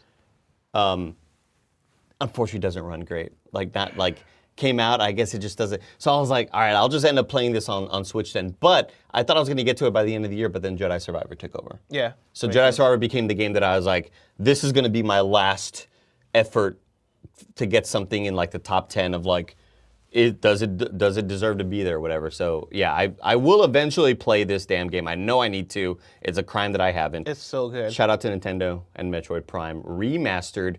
Also, the game just looks insanely gorgeous. It's so cool. The boss fights are... Oh, shout out to the boss fights, too, at Metroid Prime. Shout out to Metroid Prime. Again, I'm in the trenches with y'all. He's in the trenches. I need to play... Chat... do I play Metroid Prime 2/3, like, soon? Should I sit on them and, like, give them air to breathe? Like, am I going to be disappointed when I play 2 and 3? Do they compare to 1? Like, let me know in chat. I have a feeling that it's like a Dead Space situation where 2 gets a little bit better and then maybe 3 gets real bad. But that may just me be making things up. Number 3, the third Smiley Award winner for Best Old Game goes to Inscription. Let's go. Who wrote this one in? Was this me? Was Snowbike Mike. Wait, really? Yeah. I mean, I agree. Mike's been playing this. Add my name to this. I forgot. I didn't even think about it, but yeah, add my name to it too. And I added it because I knew that you had gotten to it earlier in the year. Mm-hmm. I think I had gotten to it last year, but I also did play a lot of it this year. I feel like this year was the main part where you kind of had one of those weekends where you kind of told everybody, don't call me, I'm just gonna play this video game for a weekend. Yeah. And it was one of those like, I'm gonna binge this shit. And Mike was playing this also at the end of last year and decided to submit it. And then I yelled at both of y'all because we could have gotten it on our top 10. It would have been in our top 10, everybody. But Inscription, what an experience. Yeah, I mean, it's another one when I talk about Metroid Prime, right? Where I'm like, it came out in 2021, I think, 2021. And I played it in full in 2022. And when I played it, I was like, this was one of the best games I've ever played in my life. Yeah. It was one of the best video games I've ever played. It's such like a good card game roguelike. Like, and by those merits alone, it's an incredible video game. Just from the card game aspect of it. But then it layers on so much more in terms of like the escape room vibe it has, like the horror vibes it has, but then also just like what it's doing with its narrative and the places it goes. It is wild. It's a wild, surprising game. Like whatever you think is going to happen, it's something more crazy is going to happen. Yeah, like it makes me want to like this is like, it's an experiential sort of thing. Yeah, to me this is one of those like more than a video game type things where yes there are gameplay aspects to learning a card game, but this is one of those that like I would compare to Outer Wilds in terms of like, it's not just this space sort of puzzle physics game. This is like a thing you have to experience. It's so But good. just fucking trust me. Yeah. Inscription was our third Smiley Award winner for Best Old Game. Number 4 on the list, one from me, Dark Souls 3. Oh. Dark Souls 3 was a game that I decided to play earlier this year. Decided to finally hop into it. I'm wondering, like, you know, I haven't played Part 2 yet. I know Part 2 is the one that Miyazaki didn't necessarily have his hands on the wheel for. So I'd rather hop to 3 because I always just hear about the comparisons between 1 and 3. And Part 3, I think, blew me away in a myriad of ways. I think Dark Souls 1, I'm always wondering, like, how is 3 going to compare? Because Dark Souls 1 is the best level design I've ever experienced in my life, and I think the best level design there is in any video game. How will Part 3 compare? Starts off a little bit slower in some moments, but I think the sheer spectacle of boss fights and exploration really kind of solidify that, yeah, they made another banger. Yeah. Just, of course. Yeah. Why did I expect anything different from Miyazaki and from Software? He's him. Yeah, he is him for sure. The boss fights, the enemies, you do see, and I do see a lot of where the kind of complaints or from the naysayers came from when talking about Elden Ring, because there are a lot of like enemy types that were kind of reskinned for Elden Ring in this game. But I was just really blown away by a lot of this game. So many cool like little NPC interactions as well, cool side quests, awesome boss fights. Some of the hardest shit I've done in gaming was in this game. One day I'll play Dark Souls 3. One day you'll play Dark Souls 1. One day I'll play the franchise. One day you'll play Dark Souls 1. It's that thing where it's almost, you know, I almost like the idea of there are games out there that I know would become some of my favorite games ever that I haven't played yet. Because I'll tell you what, it does feel like in some moments it feels like you're such a fanboy because it's hard to look at your top 10 of all time and go, well, how am I not going to put Elden Ring and Bloodborne and Dark Souls 1 in there? Yeah. Like, duh. Yeah. Like, those games are so far and away better than a lot of the other stuff that I played in my whole life. But putting them all there, I don't want to look like some fanboy. Like, I don't want you all to just paint me in a corner as a FromSoft guy, but like, goddamn, they like, really are that really good. Yeah. They really are that damn good. It was so challenging. There were some amazing moments near the end of the game. Just some sick-ass boss fights with some sick-ass lore. From Software, shout out to you all. They're doing the dang thing. Y'all are pretty good.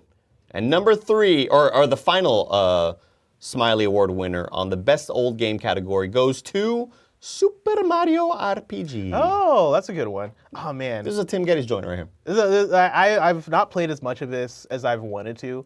I've like booted up, I've played a few hours, and I absolutely love like the energy of it. I love the music, I love the style. Like it's just such a cute game. Like there's something about it where I'm like, this is just good vibes. It's adorable, it's weird Nintendo. Yeah. Like I remember playing this and renting this many times and never quite vibing with it. But I always enjoyed that it, like, this was the first version of us seeing Mario with Rabbids. Like, seeing Mario with characters that we don't know. Yeah. Characters like, who the fuck is this Geno guy? Yeah. Who's this Malo guy? They aren't in the other Mario games. What am I experiencing? This Cloud Frog motherfucker, like, who is this guy, you know? Yeah. Like, this game was just, like, weird Nintendo because this was developed by Square Enix? Who developed this? Square? I'm pretty sure. Yeah, I think Square. Yeah. Chat, correct me if I'm wrong. I think it was Square. But also the little you get the little homages to like Zelda and Samus in this game as well. This was just like, it's a weird freaking game. Yeah. It kind of like just doesn't fit the mold of what you'd expect from the old school Nintendo back in the day, where you're used to like, who the hell is this lady with the snake head or whatever the hell that is? Yeah. Like, you're not getting the usual kind of Bowser and the Koopalings. There's just a lot of weird shit they're throwing at you. And I think that's pretty damn cool. Shout out. I didn't play it. Probably never will. Yeah, I want to get back to it, but also I'm like, I can just wait for Paper Mario, because Paper Mario I know I'm going to love. Yeah. I will say there is one snub in this category that Go ahead, shout it out. I want to give a shout out to Cyberpunk. Cyberpunk, the 2.0 update did a lot for it. Yeah, like it's stiff competition this year, obviously. But yeah, like I think what they did with revamping the skill tree and like making the fixes to like a lot of the different systems, like the police system and the combat. Well, maybe we'll get a lot of CD Projekt Red love in the next couple of categories. Oh. But first, the 7th category of our Smileys, the Best Character Smiley Award. And this one was a very tough one, and similar to the best boss fight, where there's a lot of different people playing a lot of different video games with a lot of different nominations. But number 8, I had to be really selfish with this one. The number 1 Smiley Award winner goes to Rusty. Ada Wong. Oh. Goes to Rusty from Armored Core Fires of Rubicon. Ada Wong there, very honorable mention. I thought that's where you're going to. When you said it was for you, I was like, oh, we know who this, who this is. Rusty is just Rusty is the bright light in a dark, terrible, scary world. Anytime Rusty showed up, I was excited as hell to have that anime comrade. And you know why he calls you buddy a lot? What's that? It's because buddy is kind of a translation from Japanese of like comrade. Okay. Like, okay. Or like partner or whatever the hell. Like, yeah. It was kind of like an interesting translation thing where he's not just being like, hey, what's up, buddy? Like you call your friend that. It's just it's like partner. That's like kind of what soldiers would. That's how the translation kind of worked out over here in America. But it makes it all the cooler to have all hope is lost. It seems like there's no hope for this world anymore. And then in comes Rusty, and you feel like it's just you against the world. And Rusty drops by, cool ass Mech, fucking hovers down. He's like, I'm here for you, buddy. It's like, God damn, I love Rusty. He's just the homie. And then there's maybe some playthroughs where he's not the homie because you might be leaning on a different side. You might have made some decisions. You may have. Yeah, there's another playthrough where you maybe side with the colonialists. Colonialists. Colonialists? You know the Colonists. colonialists. Oh wait. I don't know. Oh, are we talking about the colonists? Yeah. Like, okay. Yeah. This is colonialism. Maybe you're siding with colonialism. Colloquialists. You had me convinced colonialist was a word. I was like, no, that's right. Sounds word. Yeah, no, that's Sounds not right. Colonialist, yeah. Put it on the list. It's on there now. That's colonizers. Top 3. That's top colonizers. 3. Colonizers. That's top 3 best word. Colonialists. But yeah. Also, I just want to give a shout out to how well Armored Core can characterize characters without like us seeing their faces. Never see a cutscene. You never see a character's face. You don't see cutscenes. But you know how they look. You know they're mechs. Yeah. And that's all you get. And it's like, but I still mess with Rusty. Like, that's still my guy. Yeah, you know how they look. You have that one asshole Iguazu who's like, what the hell are you doing here? And then you see Rusty, he's like, here to be your pal, buddy. Yeah. God damn, I love you, Rusty. Number 2 on the list, submitted by Greg Miller, is Andreja from Starfield. I fell in love with this woman. And then she started judging me a lot with the illegal stuff that I was trying to pull off. And then she quickly, I was like, just stay the fuck over there. Yeah, it's like, just stay in the ship. Stay the fuck back. We'll go on a date later. I'm bringing my homie. What was the robot's name? I don't know. I never actually became homies with the robot. Oh, really? Yeah. Well, the robot never judged me for the bad stuff. Vasco. Thank you, Chad. Thank you. I took Vasco everywhere because no matter what bad stuff I did, it never said Vasco disapproves. Unless I was like kicking a robot or something. Yeah. But like destroying all the robots in front of him. If I did any crimes, Vasco was just chilling. He's like, here for you, Captain, or whatever. But Greg voted for Andreja. I never got to the end of this love story with Andreja. Mainly because anytime I'd go back to the ship, she'd just be standing in weird spots. Yeah. Well, what are you doing in the corner over there? Like, get out of there. What are you doing in the corner over there? But an absolute baddie. Yeah. She deserves it. Shout out Andreja. Number 3 on the list of best character goes to Solomon Reed from Cyberpunk 2077 Phantom Liberty. Finally, justice. I love this guy. God First dang. of all, I love Idris Elba. Idris Elba. Even though his accent, I feel like I still heard the British accent throughout the whole. I still don't know if this character is British or not. And that's crazy. That's just a me thing. Like, nobody else has this problem except for me. But I'm like, do y'all not hear it? Because I can't tell if this man's British or not. But his story is so good. It's tough to talk about it without talking about the ending. Right. Because all of his different endings are all the best parts of his story. Like, right. I think the way in which they loop this character back around and really kind of like, I guess diving into his humanity, his motivations, like his why his loyal like feelings towards everybody. Yeah, like, he's just a man that's conflicted. Yeah, and like he's played so well by Idris Elba. Like I love what they do with this character so much. Yeah, Idris Elba delivered a top-notch performance, and one that I was always worried about when you get the Hollywood actor in a video game role. You're never quite sure what sort of performance you're going to get, but I thought Idris Elba was phenomenal. And shout out to Somi Songbird, incredible as well. Shout out Songbird. Again, great cast for the Cyberpunk Phantom Liberty DLC. Yeah, both Songbird and Solomon Reed, I think, brought a lot to the table. And yeah, Solomon Reed in particular, like, again, talking about the endings, but not talking about the endings. Like, there are certain things they do to just display just how much he's gone through. How fucked up the situation Yeah, how is, messed man. up the situation is, and like what it's done to him personally. That I'm like, yo, y'all are in your bag. Y'all are in your writing bag right now. Like, y'all be No writing. answer is the right answer, but Yeah. damn it, you're making me feel bad about the one I'm not choosing. And I love Exactly. that. I love that. Number 4 on our best character category, the Smiley goes to Sidolphus Telemon Oh my guy. from Final Fantasy 16. Sid was just Hot. a beacon, hot, great voice. Shout out to Ralph. Ralph Ineson. Ineson. I always get that wrong. Just an incredible performance, and I think the writing really elevated his character. Yeah. Getting like what I would call throwaway dialogue on a level of like some of my favorite moments in Game of Thrones, where you just get moments that like I should expect greatness all the time from these developers, right? But I understand sometimes you just need a character to get a thought out, and you just write it however the hell you want. Yeah.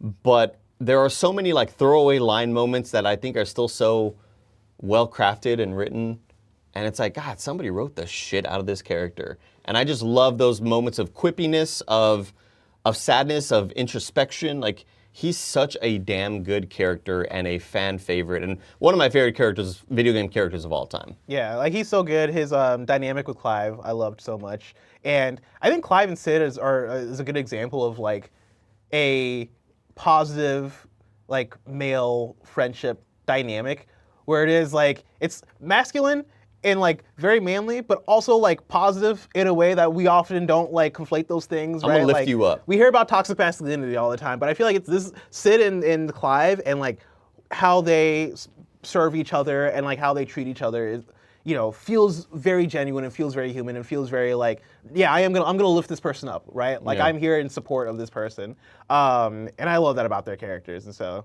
shout out my guy Sid. Incredible job. Loved Sid. The 5th and final winner for best character is Zelda Oh, from Tears of the Kingdom. Zelda from Zelda. Zelda from the Zelda game. You know what? This was I didn't think about this, but this is a great answer. This was my submission because I was trying to think of one or two more. And I immediately started thinking about all of the tier flashbacks. Yeah. And I immediately started thinking about the sacrifice and those big story twist turns, those big story beats. And I was just so impressed by how much I loved this character by the end of the game, and like knowing what they're dealing with, knowing the sacrifice they're making in order to give this place another chance to exist is like the coolest, craziest shit of all time. This was the ending moments of this game, like the final 5 hours of or whatever of this game, I think are like some of my favorite story moments of the year.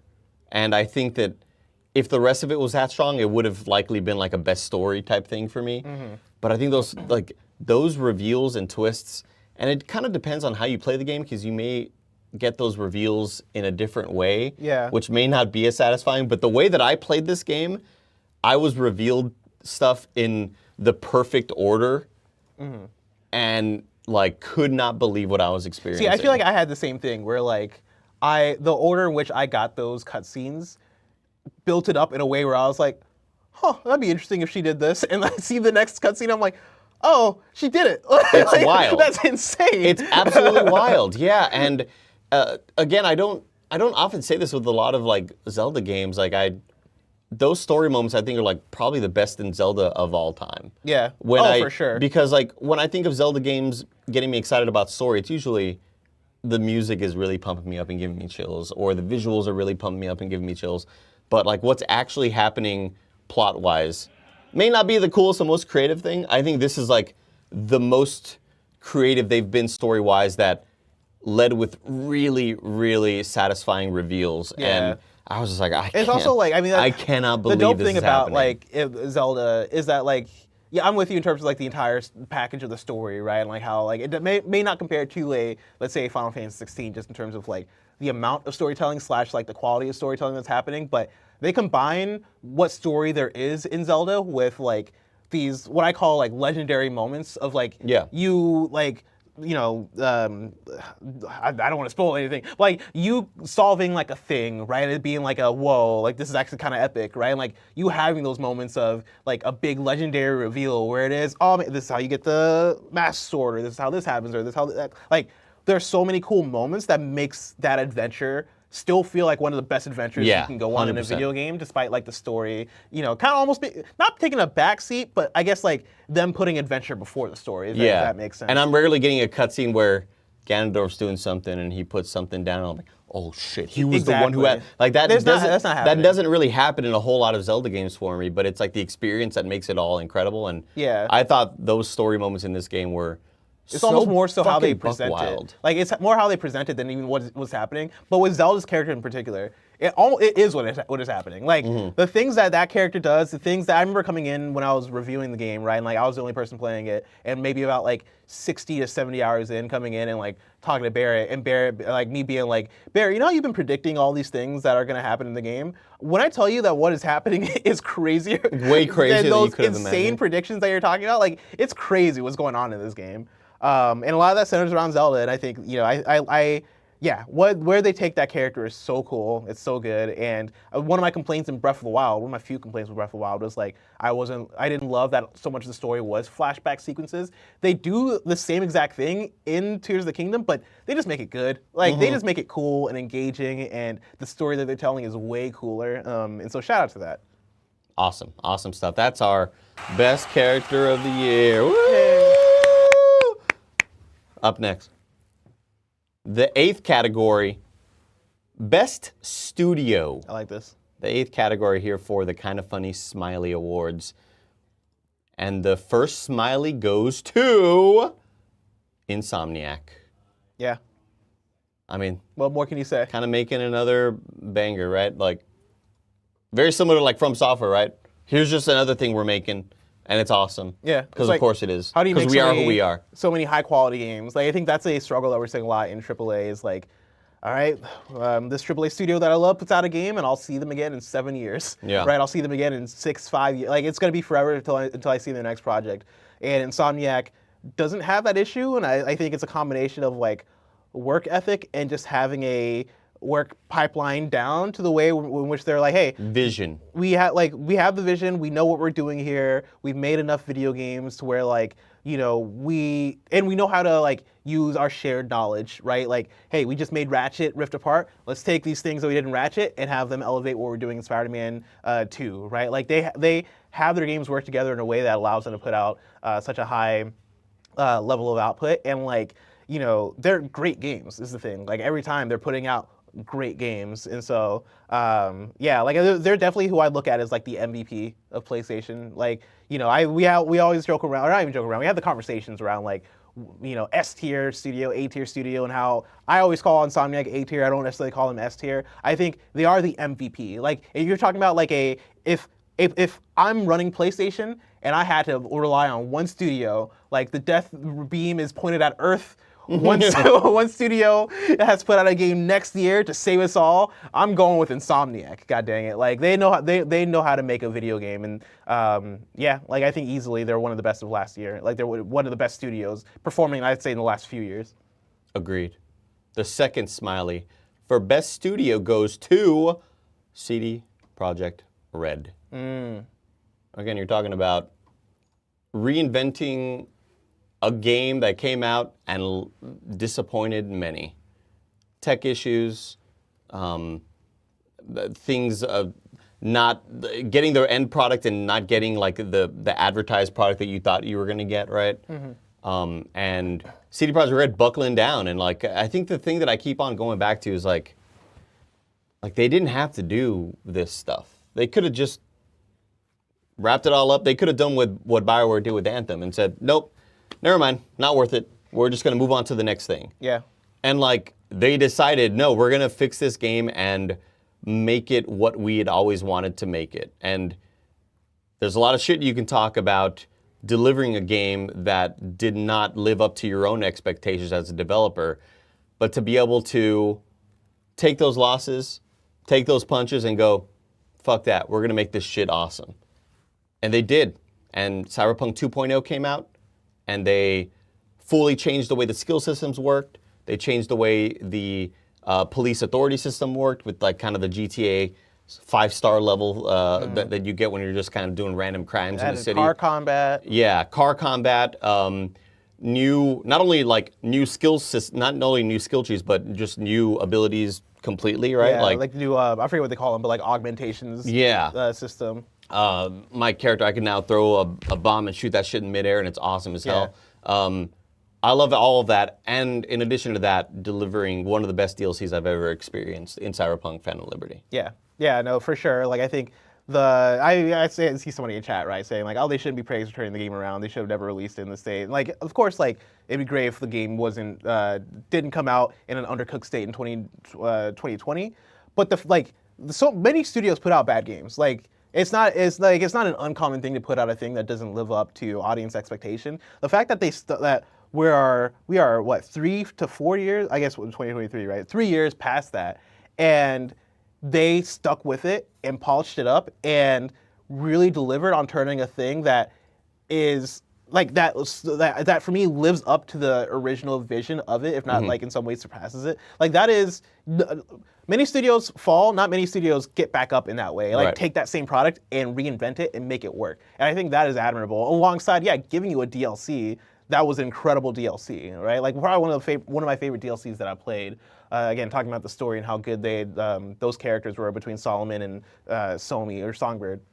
Like, I think just some of the best RPG stuff I've experienced. Yeah, it's so fun. And I think back to, I remember when in 2020 when we did our Cyberpunk review, one of the things I talked about that I liked about the game was like how it felt like there was like a dynamic sense of what could happen in a dialogue sequence, and it's something that I've criticized other RPGs for, right? Like I look at Starfield, for example, and I'm not the biggest fan of when like the camera like locks in and I'm having kind of a very static conversation with an NPC, whereas in Cyberpunk, in the original game, I remember being blown away when I was having a conversation with a dude who I was like, oh, this dude's kind of shifty, and he's like walking around the room, and in the middle of the conversation, he like opens the drawer and then whips out a gun and starts shooting at me, and I'm like, oh shit, and I was like, dude, that's pretty cool. And in the Phantom Liberty, I had a very similar situation of like, you know, talking to like a crime dude, and he has like his 2 goons, and crime dudes is what they call gangsters now. But he has his 2 goons. Officer, we have a crime dude down over here. He has a crime dude. He's doing a lot of crime and he's being a dude. But like, you know, he has his 2 goons, and I could like feel it. Like I was like, oh, he's about to sick them on me. Like it's about to go down. And so like I like kind of have my hand on the button of like the parry button with the katana in case I gotta reflect some bullets. And like he says either sick him or get him or something like that. He's like sick him. And as soon as he says that, they start shooting at me, and immediately I whip out my katana and I deflect all the bullets and like get into combat. And I'm like, dude, that felt so cool and so dynamic. And again, that is them leveling up on what that original promise of the game was. And now we have a product that, for me, I look at it as probably one of my favorite RPGs. Like I love Cyberpunk and what it is now. And that is for all the work that they've been putting in to get to that place in 2023. And yeah, I think that should be shouted out. I think that is admirable. And I think that puts them in the place of last year when I look at the devs who I think really made a difference and made 2023 their year. I think CD Projekt Red is one of those developers. Yeah, again, it's on this list because the work was put in. And if you don't correct this game, then it's not here. Yeah. The third Best Studio Smiley Award winner goes to Larian. Of course. Of course. Yeah. And also, like, massive fuck up on us to not have any Baldur's Gate characters in Best Character. It wasn't until after I collected all of them, I was like, oh shit. Yeah, I mean, I didn't put Shadowheart in there. During that segment, I was thinking the same thing, but I was also like, it's a pretty stiff conversation. Like, you know, I think Baldur's Gate also has a thing of like their entire cast is pretty great. Like, yeah. I think the standout I would say is Astarion. But I think anybody could pick their own character. Like, he tried to bite me, and I said, sit in the fucking bench, Astarion. Oh, man, stay in the camp, you freak. He tried to bite me, and I was like, listen, next time I'm going to let you. I'm going to let you next time. Don't tempt me, dog. But there's also Karlach, right? Like, I think there's such a strong cast of characters here. But But yeah, I think when you talk about studios, right? Like Larian is a studio that's been doing good work for ages, but 2023 was just their year in terms of like, hey, we've been doing good work. Now let's put out a game that's gonna make everybody pay attention to. We're gonna put out work so good that you can't ignore this. Yeah, you cannot ignore us now. Regardless of whether you like the genre, whether you like the setting, the sort of like if you're not into fantasy games, if you're not into turn-based CRPGs, it doesn't matter. You're gonna pay attention to this shit. Yeah, and yeah, like this thing is they did such an incredible job. I think it was such a perfect marriage of IP also with developer skill. Because going back to Divinity Original Sin 2, I remember that coming out and like my like Alex Van Aken when we were doing OK Beast, like you know he wouldn't stop talking about it. NATO wouldn't stop talking about it. Like all my friends were like, yo, Divinity Original Sin 2 is a masterpiece. And I was like, hey, I believe y'all. It's just not my kind of game. And then Baldur's Gate 3 comes out, and I'm like, ooh, it might be my kind of it might be my kind of game now, because I think when you take the D&D IP, when you take Baldur's Gate, and then when you give it to Larian and they do right by it, it's just a perfect storm, right? Yeah. There's no way this game wasn't going to be as successful as it is. And so shout out to Larian for making it work. Being great with, I think it was sort of unprecedented to also see a game that have a developer that's so open on the internet and so like willing to talk about stuff. Yeah. And to just randomly, you won't see this from any other developer. Then putting out tweets saying, hey, we talked to Phil Spencer at this award show. We might get something cooking for Xbox Series S. Yeah. Since that's struggling because of the we can't get it we can't get couch co-op working on the Series S. There may be a solution for that. It's like, who does that? There's just all a conversation. You're having like an official statement being put out saying I mean, they're such like shit's in the works. They're in such a cool place as a dev because they're independent technically, right? Like they're not owned by a parent company or whatever, but they're a 400-person studio, and so like they're the size of like multiple Insomniacs. Like they are a very, I mean, Insomniac might actually not be the right one. Maybe like one and a half Insomniacs. Maybe. Yeah, like I think I was thinking of like Gorilla or something, or like a Sucker Punch. Like they're the size of multiple.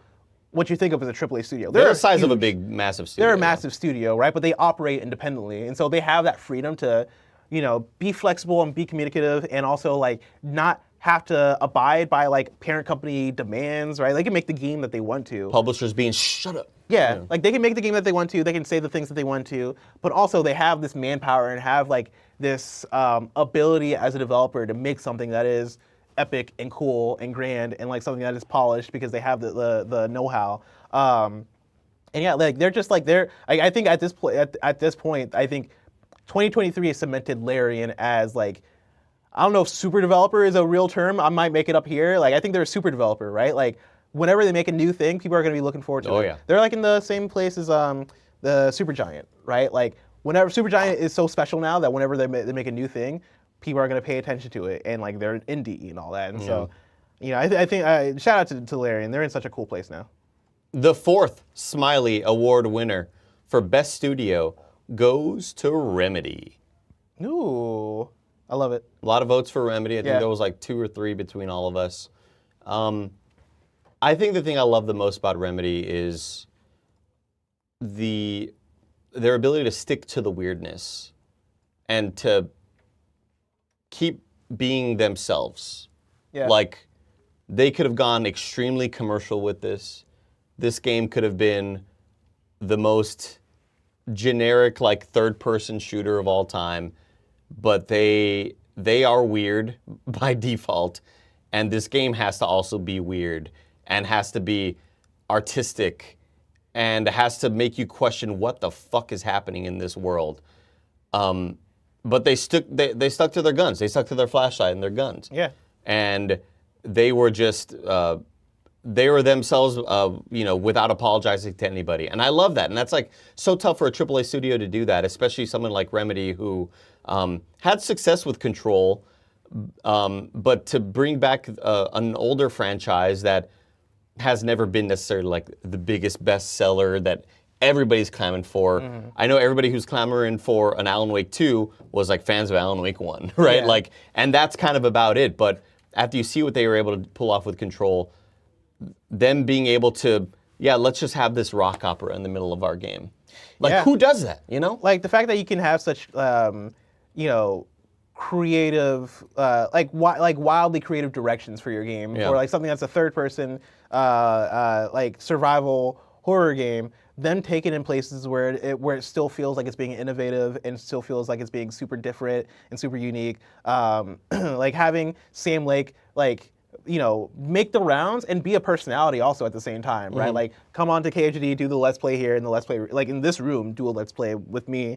But then also go on stage to the Game Awards and do a dance number. Like, nobody's doing it like that. You want to talk about like developers that are cementing themselves in 2023 as like, hey, we are different, we stand out, we are like, making a name for ourselves. I feel like Remedy really did that both on the game side, but then just on the personality side as well. And then also just on the Remedy, talking about the Remedy connected universe and how I'm excited for the next Control to see how it references Alan Wake 2. And also, I'm excited for the Max Payne remakes that they're doing to see if there's anything in there too. And also, like, I'm excited to see all their projects. Yeah. Like I think they made this last year their year.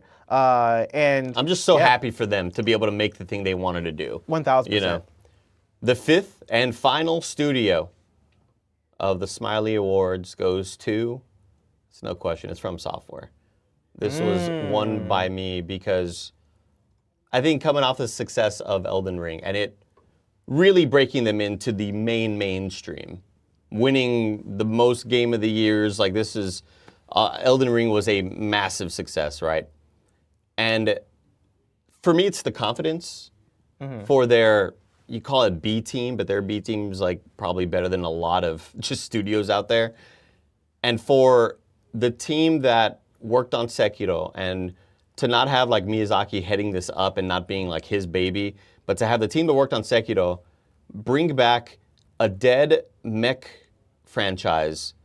The last Armored Core was Armored Core 5, whatever the hell the subtitle was in 2013. The confidence to bring this back and still find a way to make it amazing is crazy to me because when this game gets revealed, I'm excited for it, but I'm not over the moon. I don't know if I want another Armored Core game from Software. Like, what? That's... Yeah. Like, I stick to what you all have been doing and what's making y'all successful. And then I'm saying, Andy, shut the fuck up. Shut your pretty little lips up, all right? We're going to come out here and bring back this old Mech game, and it's going to be sick as hell. And just trust us, because we are who we are. And they delivered on it. And it's just like, to me, just showing like, we don't have to only make Souls games to be good. We can do whatever the hell we want. We can hop it. Hey, we may be only doing like country songs, but we're going to lay you down with like a crazy metal song, and it's also going to blow you away, you know? Yeah, we're going to put out 808s and Heartbreak. Yeah. Sing an auto-tune. It's wild to me that like they were still able to pull this off in a way that like blew me away, and I was way more impressed with than I thought I would have been prior to it actually coming out. Because like when we did that demo and stuff, I liked what I played, but I wasn't over the moon with it. I wasn't like, dude, like when I played Lies of P at all these preview events, I was like, bro, Lies of P is like the real deal. This is like, feels like a From Software game. Playing this, I was like, it's cool. I just don't think it's what I want from them. And they said, shut your pretty little lips up, Andy. Yeah. I think what I like about this is when I did the preview event, I got to do the interview, and one of the things I asked them was like, how does this fit into like the From Software ethos, right? Like, how does this fit in within like the catalog of games that you built for yourself? And they were like, this kind of allows us to do something different. Like, we want to build more pillars of From Software that aren't just the like Souls action games that you know us for, right? And like going back to Armored Core and try to like make that a pillar and like see if we can do for like Souls-like games what we did for see if we can do for Mech games what we did for Souls-like games. I love that. Like I love the idea of doing something new and doing something different and like revisiting something old, something older that you did to see if you can try to make it fresh again. I think that's really good. I do want to shout out though. Oh, they're cheering real quick. Everybody shout out for Bear for Blessing's last final shout out. I want to shout out. Oh, sorry, Kev. Turn it off. I accidentally hit it again. I want to shout out. Actually, I want to shout out to you. I want to shout out. Oh, it's still going. It's not turning off. Stop it. The audience, enough. Stop it. Stop. There you go. I want to shout out Capcom for Street Fighter and Resident Evil 4. Two bangers, two Game of the Year contenders, in my opinion. Well, Street Fighter 6 is a Game of the Year contender. But Resident Evil 4 is a lot of people's Game of the Year contenders. And also Nintendo, obviously, like for the fucking Legend of Zelda, and then also multiple Marios. Just a bevy of bonus Marios, content. Pikmin. Yeah, Nintendo probably should have been on here. Moving on to to our 9th category, which is Best Story. And the first Smiley Award winner for Best Story goes to Cyberpunk 2077 Phantom Liberty. A lot of Cyberpunk love. I love it. I was concerned at first. I told you. Like, I told you it was about to happen. Yeah, just an awesome experience with really sick-ass side quests that also impressed with a level of production and thought that I wasn't necessarily, with the main quest, that's where I expect to get the big banger stuff. And then with the side quests, maybe lesser of banger stuff. But the side quests were still really impressive. I thought a lot of the side NPCs were like so well built and crafted and developed. And kind of you already kind of feel like you know them and they are almost like a main character to you after dealing with, a couple of different strings of their side quests. But the core story, having this espionage action game, I think was like the perfect tone change for Cyberpunk. Dealing with governments, dealing with a lot of different, again, I've said it a million times, but when someone says this goes way deeper than you could ever imagine, that's the coolest shit ever, and I'm super in for your story. Yeah. And, I think this game just blew me away in a lot of different storytelling aspects. I now that you're even talking about, this goes deeper than you could imagine, I've always wanted a Mission Impossible video game. And I think, Phantom Liberty, to some extent, might be that. Oh, yeah. That's why we were telling Tim to play it. Yeah. Tim never played it. Oh, is Tim still not played it? He never played it. We were telling him, I thought he promised Greg at one point. We may have to look it up. But I'm pretty sure he was like, I will play this. I will play just we're like, you could just do this. I was like, Tim, it's fucking Mission Impossible, dude. Yeah. And it's so, and it is that. It's so good. And yeah, I just keep thinking about, I keep thinking about those endings. Again, the endings of that game are so good. But one of the scenes I want to shout out, I want to shout out the set pieces in particular. One of the set pieces takes place in a ballroom type area where there's somebody performing on stage, and I sat and I watched the entire performance. It was mesmerizing. Yeah, they do such cool stuff with one, making the entire environment just really cool looking. It's a really cool looking area. Set the scene. And as she's performing, she has lighting that gives her wings and stuff like that. And I'm like, this is who thought about this visually? Yeah. Who did this? Because y'all went off. I can't believe how cool this is. And then did we put that in for best style? I don't think we did. We might not have. No, yeah, we might shit, not have. my bad. But I probably should have voted it. That may have just slipped the mind. That's fine. But yeah, there's that, and then that immediately is followed by a sequence of an intense what was it, blackjack match.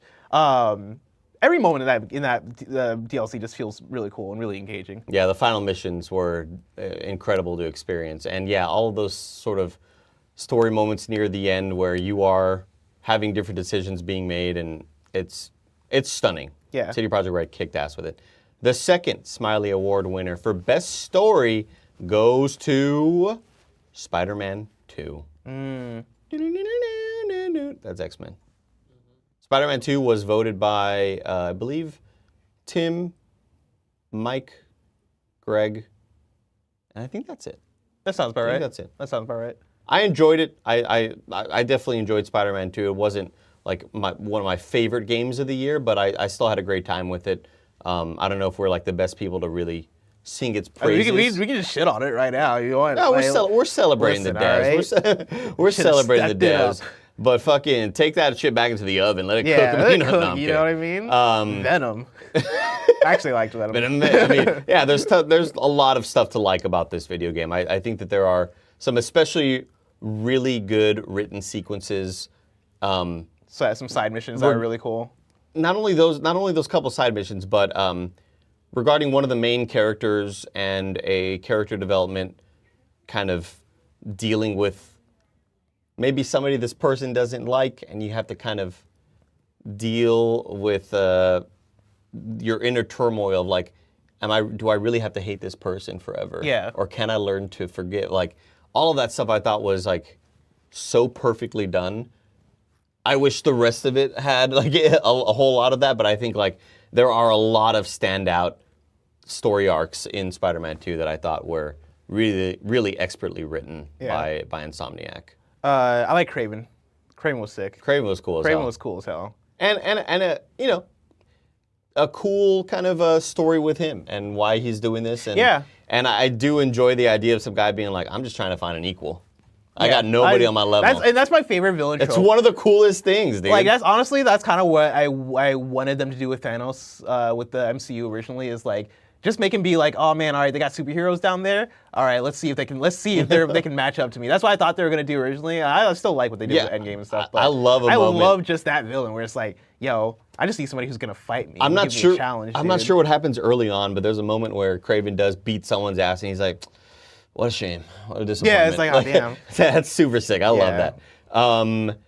The number 3 nominee or winner for the best best story goes to Sea of Stars. Ooh. Another bear joint right here. Yeah. I got nothing to say. I think those little guys are real cute, all of them. You know, I like the twist. Later on, The moment we realized the Sea of Stars. it becomes a 3D game. It becomes a third-person. It becomes a real-time action game. I like when you learned that the Sea of Stars is actually the sky, the night sky. Shit. Yeah, because it's like a sea the of ocean's stars. on the bottom. And exactly. Or I guess it always is on the bottom. It's on the top now. Yeah, and I love when what's his name? Zog? What's the name of the guy? Garl? Garl? I love when Garl becomes the main villain. I've heard Bear talk a lot about Garl, and I know Garl's the homie. Yeah. But like they gave him a scar. Again, this is me playing the first 3 hours. They gave him a scar early on, like an eye scar, and immediately I was like, he's gonna be bad. You give that to a villain. Yeah, I was like, there's no way this guy's gonna stay good throughout the whole game. But as far as I can tell, he seems pretty cool. I want to meet Sarai, this portal assassin. What a cool name. She seems so Portal cool. Assassin sounds sick as hell. Yeah. Shout out CSR, shout out Sabotage Studios. We're sorry for not playing your game. And we're sorry for being very uneducated on much of its premise. The 4th Smiley Award winner for Best Story goes to Final Fantasy 16. I mean, what can I say? This game had me feeling every emotion possible. Hype. I'm crying for every emotion possible. Yeah. Whether it's hype, sadness, Anger, I'm pissed off, horny, like all of it. I just got tears in my eyes. I think this game was so stunning in a lot of its twists and turns, and by the end of it, I think it has some of the best developed relationships in games. I think Clive and Jill are, for what it's like, for my money, the best like slow burn relationship building between two characters. Yeah. I think it was all so perfectly earned. None of it felt forced or too fast or anything like that. It was like they are drip feeding you a lot of neat moments between a lot of these different characters and their relationships. You mentioning fucking Hugo, who was Titan, and Clive, and like, again, an incredibly well-developed just hatred there that you feel is real, you know? The love between Clive and his brother Joshua. Having all of that together, I just think this game is like so far better than I could have ever imagined it being. Like, I really enjoyed my time with Final Fantasy VII Remake. I'm generally not a Final Fantasy fan. I think the last one I played before Remake was probably 15 because it was real-time action. I've just never really vibed with a whole lot of turn-based games. Let me tell you about this game called Stranger of Paradise. Right, Actually, no, I did play. Oh yeah, okay. I did play Stranger of Paradise. But I was expecting this game to be a technical marvel and a spectacle for like visuals and cool combat. I wasn't expecting a whole lot more else on top of that.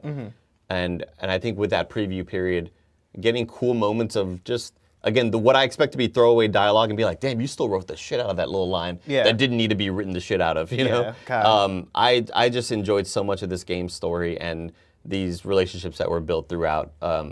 Great job. I feel like last year was also like the year of games having two really good side quests. Because like, you know, we talked about the two in Spider-Man 2, but then like this game has a couple side quests where they happen back to back. Where I know which ones you're talking about. Yeah, you're leaving an area and then like you run into a girl, or no, you run into a person that's like, oh, I'm looking for my pet. I'm looking for my pet, and you're like, oh, your pet, and like you go and try to find their pet, and the pet is like one of their slaves. And you're like, oh shit, like this is kind of fucked up. Like why the fuck are we treating? And she made the what do they call the I'm already blanking on the people like with powers. but she made like them the use their brain. powers too much and they turned Yeah. into stone. Yeah. And I was like, what the Yeah, fuck? it was like, oh yeah, This always is happens. so dark, This always dude. happens to my pets. It's like, what the fuck? But yeah, that was a moment in the game where I'm like, damn, like these are some powerful pieces of writing, right? Yeah. Like one of my big regrets with Final Fantasy 16 is that toward the end, I didn't spend my time with the side quests and like seeing like all the character side quests through. Because remember, Michael Hine, my roommate, was talking a lot about it. Like, yo, you gotta do these, and I was like, oh man, well I'm at the end. I kind of just want to see the end. Like Yeah. I'm kind of ready to see the end, and so I just finished the game. I'm so happy that some people in my YouTube comments put together a list of like the must-play side quests. The ones that were kind of very character-focused. Yeah. And they were so damn good and so well developed. Final Fantasy 16 is one of my favorite games of the year. Incredible. One of my favorite games ever. The final on the list of best story. The Smiley goes to Wake. Alan Wake 2. Alan Wake 2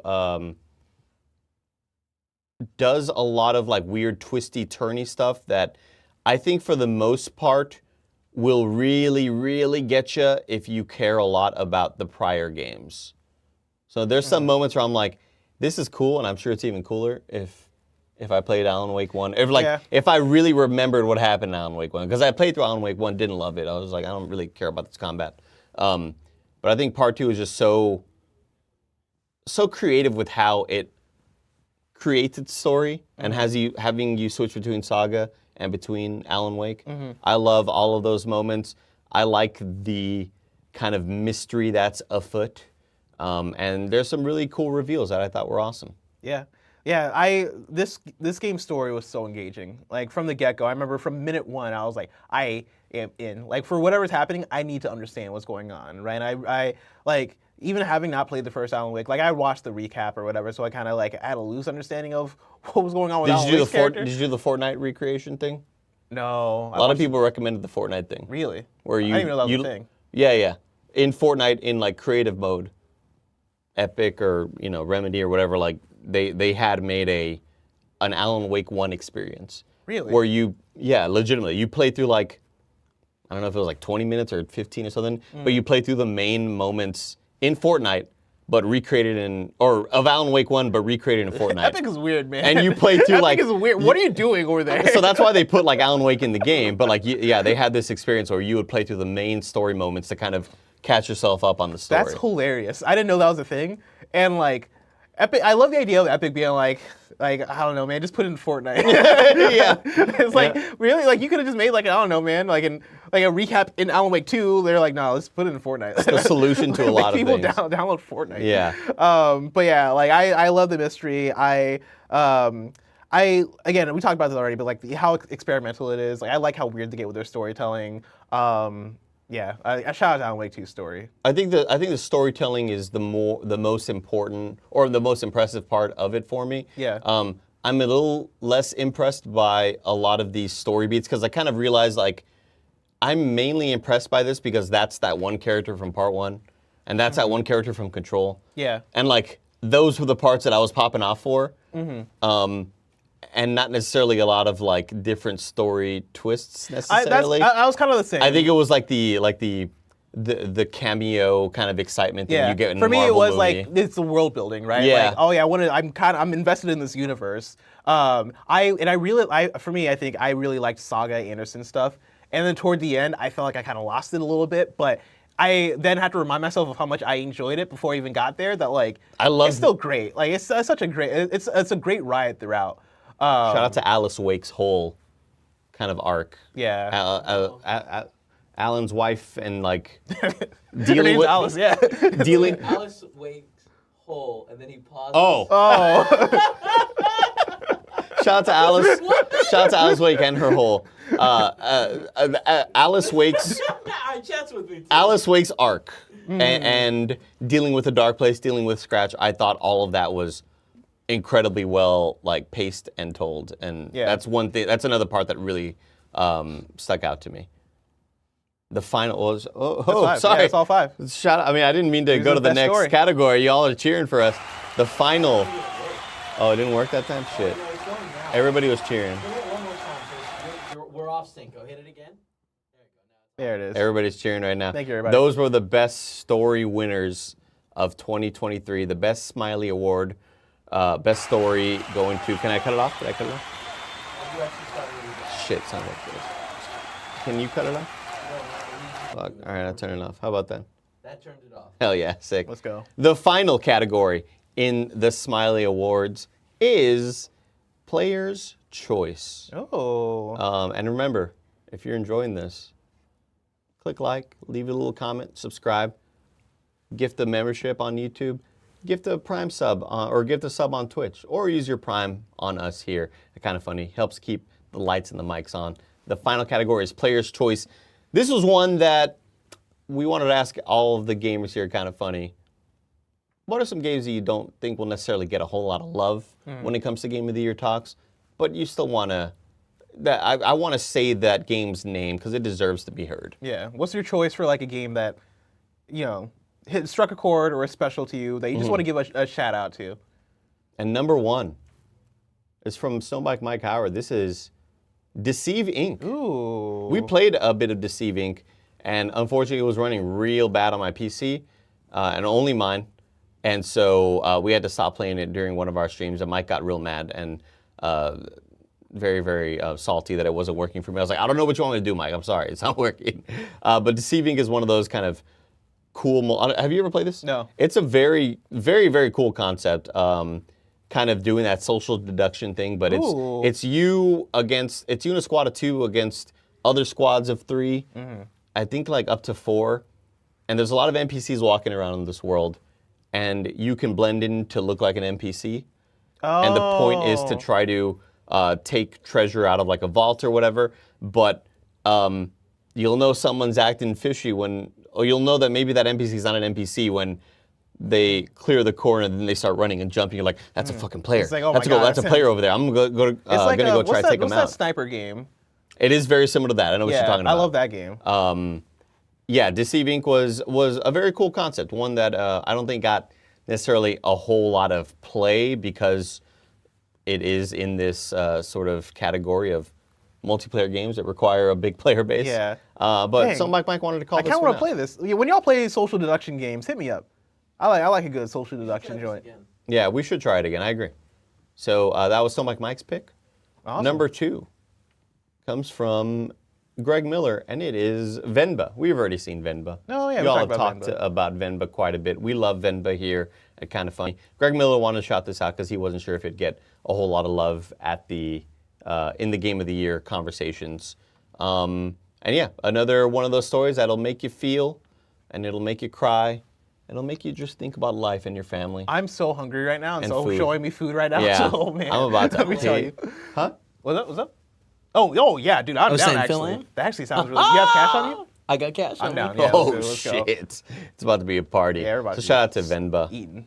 The third Smiley Award from KindaFunny for Player's Choice goes to Disney Illusion Island. Oh, This that's is a good from one. Tim Geddes. That's a good one. That's a great one from Tim. Shout out. I've heard Tim mention quite a bit that this is like baby's first Metroidvania. I think it's very, very cute. Got an awesome art style. If you fast forward a little bit more, Kevin, we'll see some more of the gameplay after all of the cutscenes. Here we go. I want to shout out. So Deceive Inc. is developed by Sweet Bandits Studios, and Disney Illusion Island is developed by Delilah. This is one of the games I got the pleasure of announcing at the Disney and Marvel Showcase. Oh, yeah, back in 2022. This is one of the ones, not to play favorites, I was most excited about. Like I was like, oh, this game looks incredible.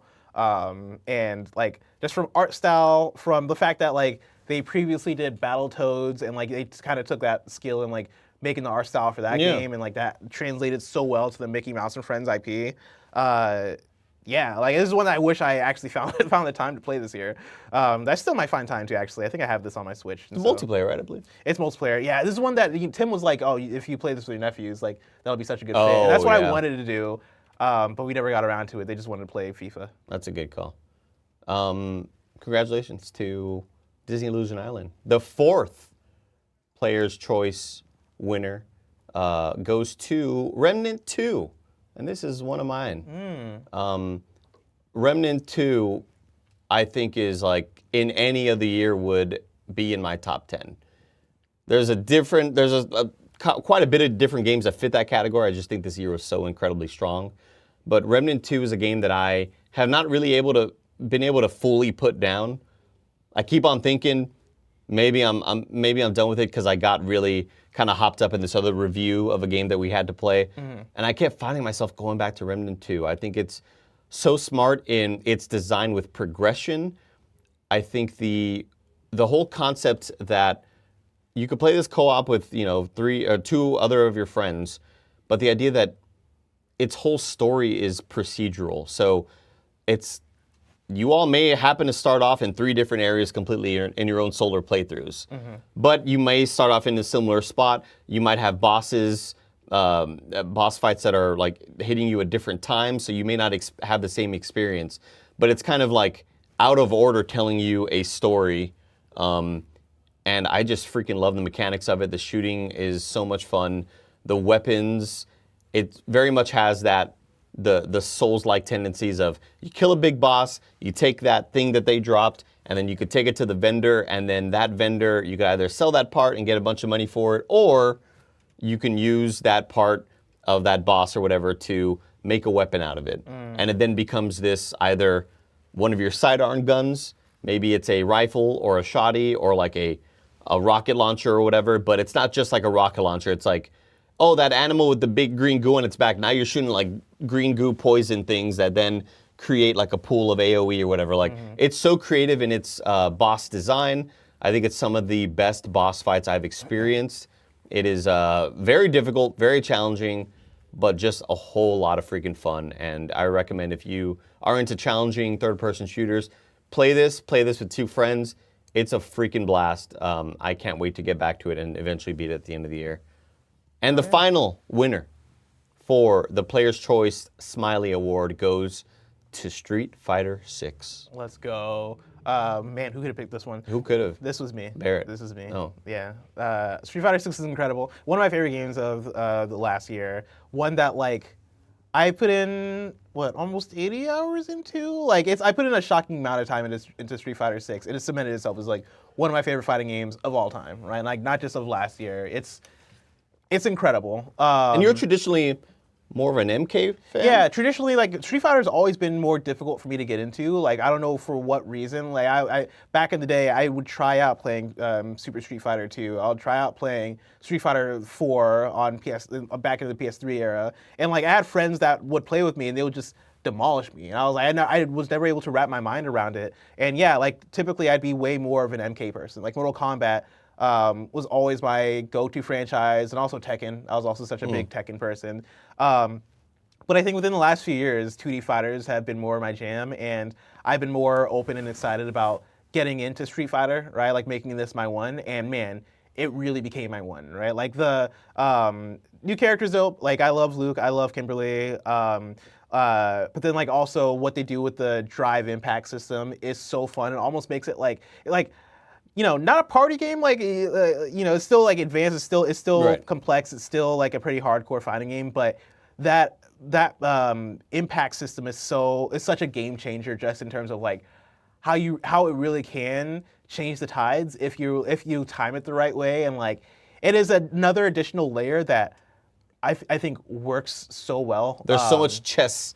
There's a chess match. There's a chess match happening, and, like, I think the thing that I also love about it is just that, like, I feel myself getting better just with every single time I'm playing, and I've not hit the wall, right? Yeah. Like, I keep going back to it, and I wish I had unlimited time to play it. I unfortunately don't. But, like, even now as I'm playing with Luke and I've entered into, like, early platinum with Luke in my ranked progression, I am, like, still slowly progressing. Like, I'm winning, like, slightly more matches than I'm losing, and I'm seeing all the things I'm doing wrong, and I know, like, oh, if I just learn this one thing, it's going to elevate my game, right? If I learn how to do the anti-airs, it's going to take me to the next rank. If I learn how to do this specific combo, it's going to take me to the next rank. And, like, it is, like, the game provides so much leeway for you to learn and to get better and develop. And yeah, like that, the amount of options there are just in terms of, like, different control schemes, training mode options, like the single player mode, like, it's jam-packed with content. And yeah, I think the biggest and best thing I can say to it is that it has reignited my love and passion for fighting games on another level, where right now I am antsy for Tekken. I over the break I played Grand Blue Fantasy versus Rising. Like I am playing like. They don't only make fighting games, by the way, right? They've also made like a Grand Blue other type of game? Yeah, no, there's a different game. Okay. Like Grand Blue typically is like an entirely different genre of games. The fighting games are like the spin-off. Cool. But yeah, I am reaching in deep into the Duffy of like fighting games that like typically I might skip, right? But I'm just in it because I'm having such a good time, and I think Street Fighter 6 was the ignition for it, and so yeah, that's my player's choice. Well, congratulations to all of our winners. Woo! Everybody, shout out to all of the Player's Choice winners. I got to hit it one more time to stop it. And now the audience should be stopped. And that does it for our inaugural KindaFunny Smiley Award show. Again, pre-alpha. Things happening here may not show up in the final release, right? You got to keep that in mind, right? We didn't have to use this that much. Honestly. Yeah, we did. I'm really proud of ourselves. Yeah. That's mostly Kevin, who kicked ass with all the graphics and the transitions and everything. We're hoping to do this every year, like kind of right maybe the week before or like the week of right before the big game of the year podcast. Yeah, it's happening tomorrow. Which will take place tomorrow. 10 a.m.